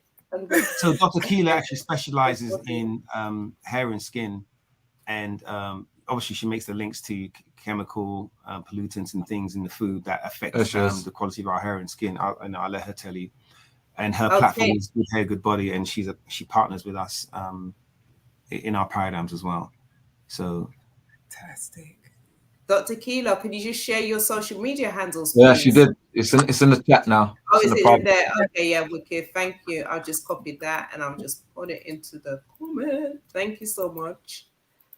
There you go. I'm so glad you mentioned about what Dr. Keela does, because for a long time I've been telling everybody the chicken and chips is killing our children. The chicken and chips is changing their mindset. The chicken and chips, everyone's just looking at me like, yeah, all right. If you know what's in chicken and chips, if you know what's in the chips, forget the chicken, just the chips, acrylamide, the way they fry the chips, the GMO chips and potatoes. Do you see what I mean? McDonald's create their own potato. Did you know that? Yes. What do you mean they create it? Well, they grow their own potatoes. They GMO their own potato. So they can have That's why I don't eat McDonald's, I don't eat fast food. That's why them fries don't go bad. Them fries will stay forever. They don't go bad. Shit. They're well preserved within the DNA of the potato. Wow. Gosh. I don't need to tell you about chickens. I mean, you guys know nothing about chickens and hormones and you know about the chicken pill. And I was talking about the chicken pill. So people started taking the chicken hormone in a pill form so they could grow hips and thighs. In Jamaica. And they started dying. They started falling out. Dr. Key, you don't know about the chicken pill? I know about it, but I thought it was just, urban legend. No. There were people died. Yeah. Because the hormone in humans didn't just go to the thighs and the butt, very, very dangerous. But the fact is that I think the poignant thing is that if you don't believe that they're giving hormones to chickens, people are taking it. Do you see what I mean? So this is very real. And they tell you this stuff. I mean, it's well documented to a large extent. This is what I'm saying about us becoming a little bit, of a researcher, a little bit of a scientist, so that, white papers are freely available for a lot of people. Just Google them. But we Google celebrities, we Google trainers, we Google music and fashion. Google white paper, Google estrogen dominance. Google it right now and see what comes up. So and the information they don't teach us in when we're getting the education to be nurses, doctors, dentists. They don't teach it. I mean, it's absurd. They will spend a whole semester teaching us the pharmacology, but only 3 hours out of the 4 years that we're in the educational process with nutrition. They don't teach it. And so when you go to your physician, having any semblance of knowledge about traditional medicine or nutrition, unless you have a very open-minded physician, they will mock you and ridicule you. Yeah. On that point, if there's anyone watching live or recording and you've heard some information here, or you have questions, you may be a little bit shy, or maybe your situation is a bit more complicated, you can book a private consultation with Grey Black Detox. We have a number of doctors, nutrient therapists, counselors, even in the mental health, we have it all. Dr. Amsu just put the link for greyblackdetox.com/consultations.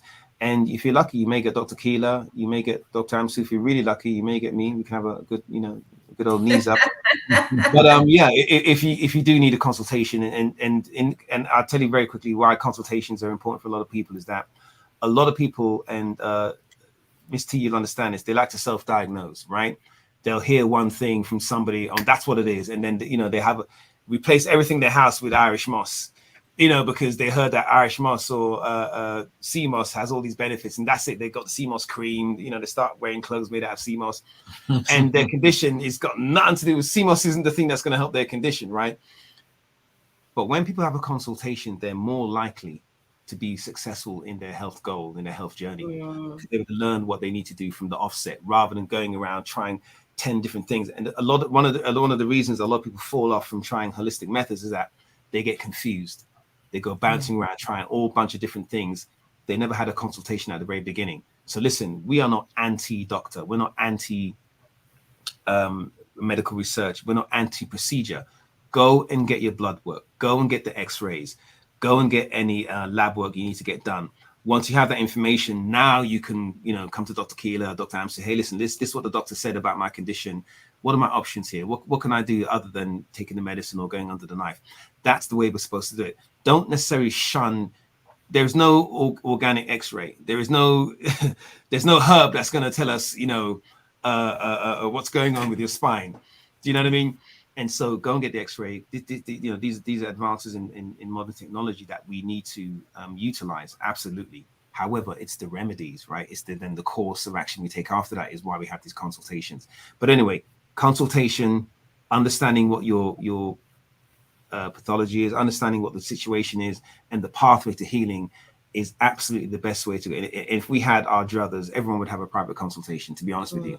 We love the group sessions. People get a lot of questions answered. Some things are very basic and you get the answers too. But if you do have a condition or you're quite concerned about any sort of intricate parts of your health journey, then we recommend you book a consultation. Amazing. Thank you so much. Thank you, Dr. Amsu. Thank you, Mr. Bray. Thank you, Dr. Keeler. Really appreciate you. Thank you, Thank you for having us. Great platform. Thank you. Anytime. Anytime. And guys, for the consultation, just check it out. I've just put the link into the actual comments. So you just copy and paste it and just book your consultation. Don't delay. Start today. If not today. I like that. Here we go.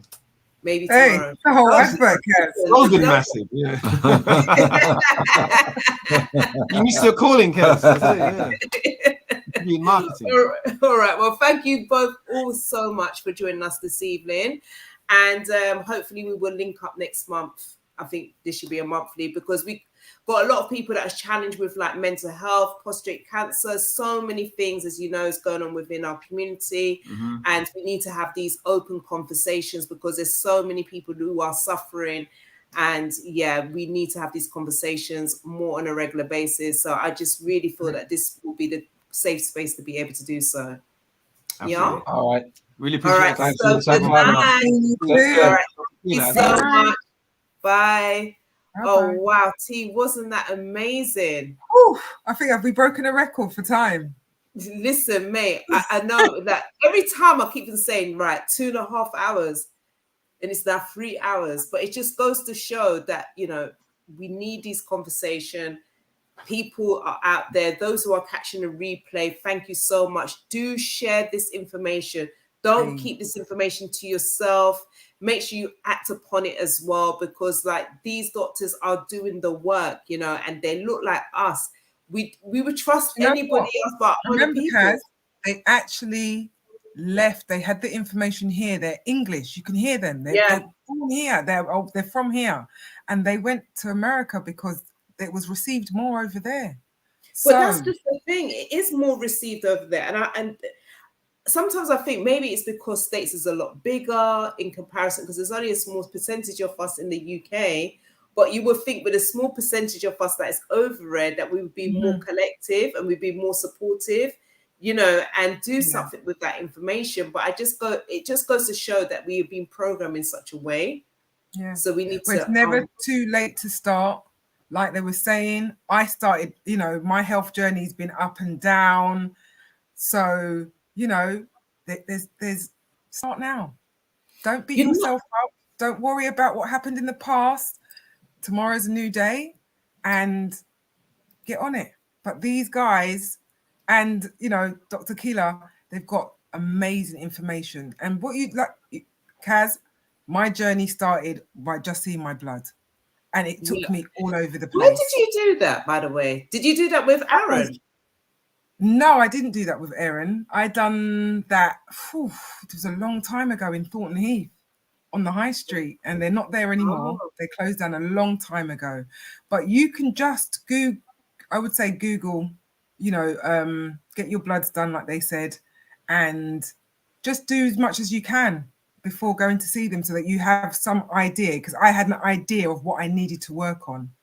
You know, I didn't go in blind. I saw my blood. I was horrified, and from there I started like getting rid. Right, okay, I need to chuck that, not use that, all that kind of stuff. And I'll tell you about my, you know, people even they say to me, "Oh, you've got expensive pots," because they look after me. There's certain things that you have to, you know, there's sacrifices that you will have to make. There are changes and tweaks here and there. And like I said, I haven't been perfect all the way along. You drop off a ship, you know, backslide, as I said, and pick up old habits again. But at least you know that when you do that, right, I feel this way because I've started to indulge in, I don't know, whatever it is, chicken again or whatever it is. You begin to know your body. And that's the thing, you know, nobody can tell you. Your body is your temple.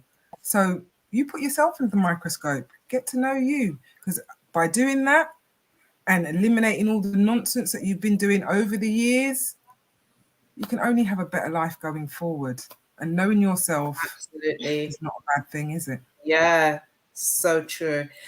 So guys, now, you know, Saturday is Jamaica Independence, and myself, Janelle, Miss T, we are going to be at the South Band. Yeah, the South Band. No, the Sound Bank. Why do I keep saying this? I better just get this. I better get the name of this organization on point, before Saturday come. Yo, maybe I'm just going to say it because it's almost 12 o'clock and I need to sleep. So do come down, because we are going to be sharing a podcast between the hours of 5 to 6 p.m. MediaNet will be supporting us as well. So you can get your free ticket. I've just shared it in a comment. If you're catching a replay, it will be in the description, providing it is before the 6th of August that you're actually watching the show. Feel free to come down. We would love to see you in person. We haven't seen most of you in a long time. So we would love to see you in person. So do come down. It's going to be fun. It's a mecca of creative within the UK. And there's going to be so many workshops. There's going to be music. There's going to be food. It's just going to be a whole vibe. So do come down. We're going to be doing a live podcast, as I mentioned before. The event has been sponsored by Vista Print, and we are at the Sound Bank first year anniversary. So guys, do ensure you do come down. If you are not doing anything, we would love to see you. And I did say before, the event is free. And I don't know, said I love a freeness. Get your free tickets. Get your free tickets. Right. Get one for a friend. Yeah, and tell a friend to tell a friend.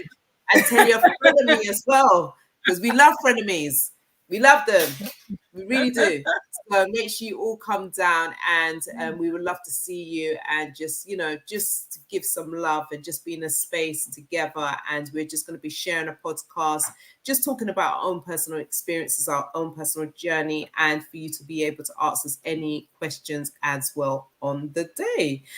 So without further ado, do you have any lasting words before we end the show? For real, for real. I've said enough. A lot has been said. It's time. 12 o'clock. Time. Yeah, it's time. So until next time, guys, peace out. See you on Saturday. Ciao, ciao, ciao. Yeah.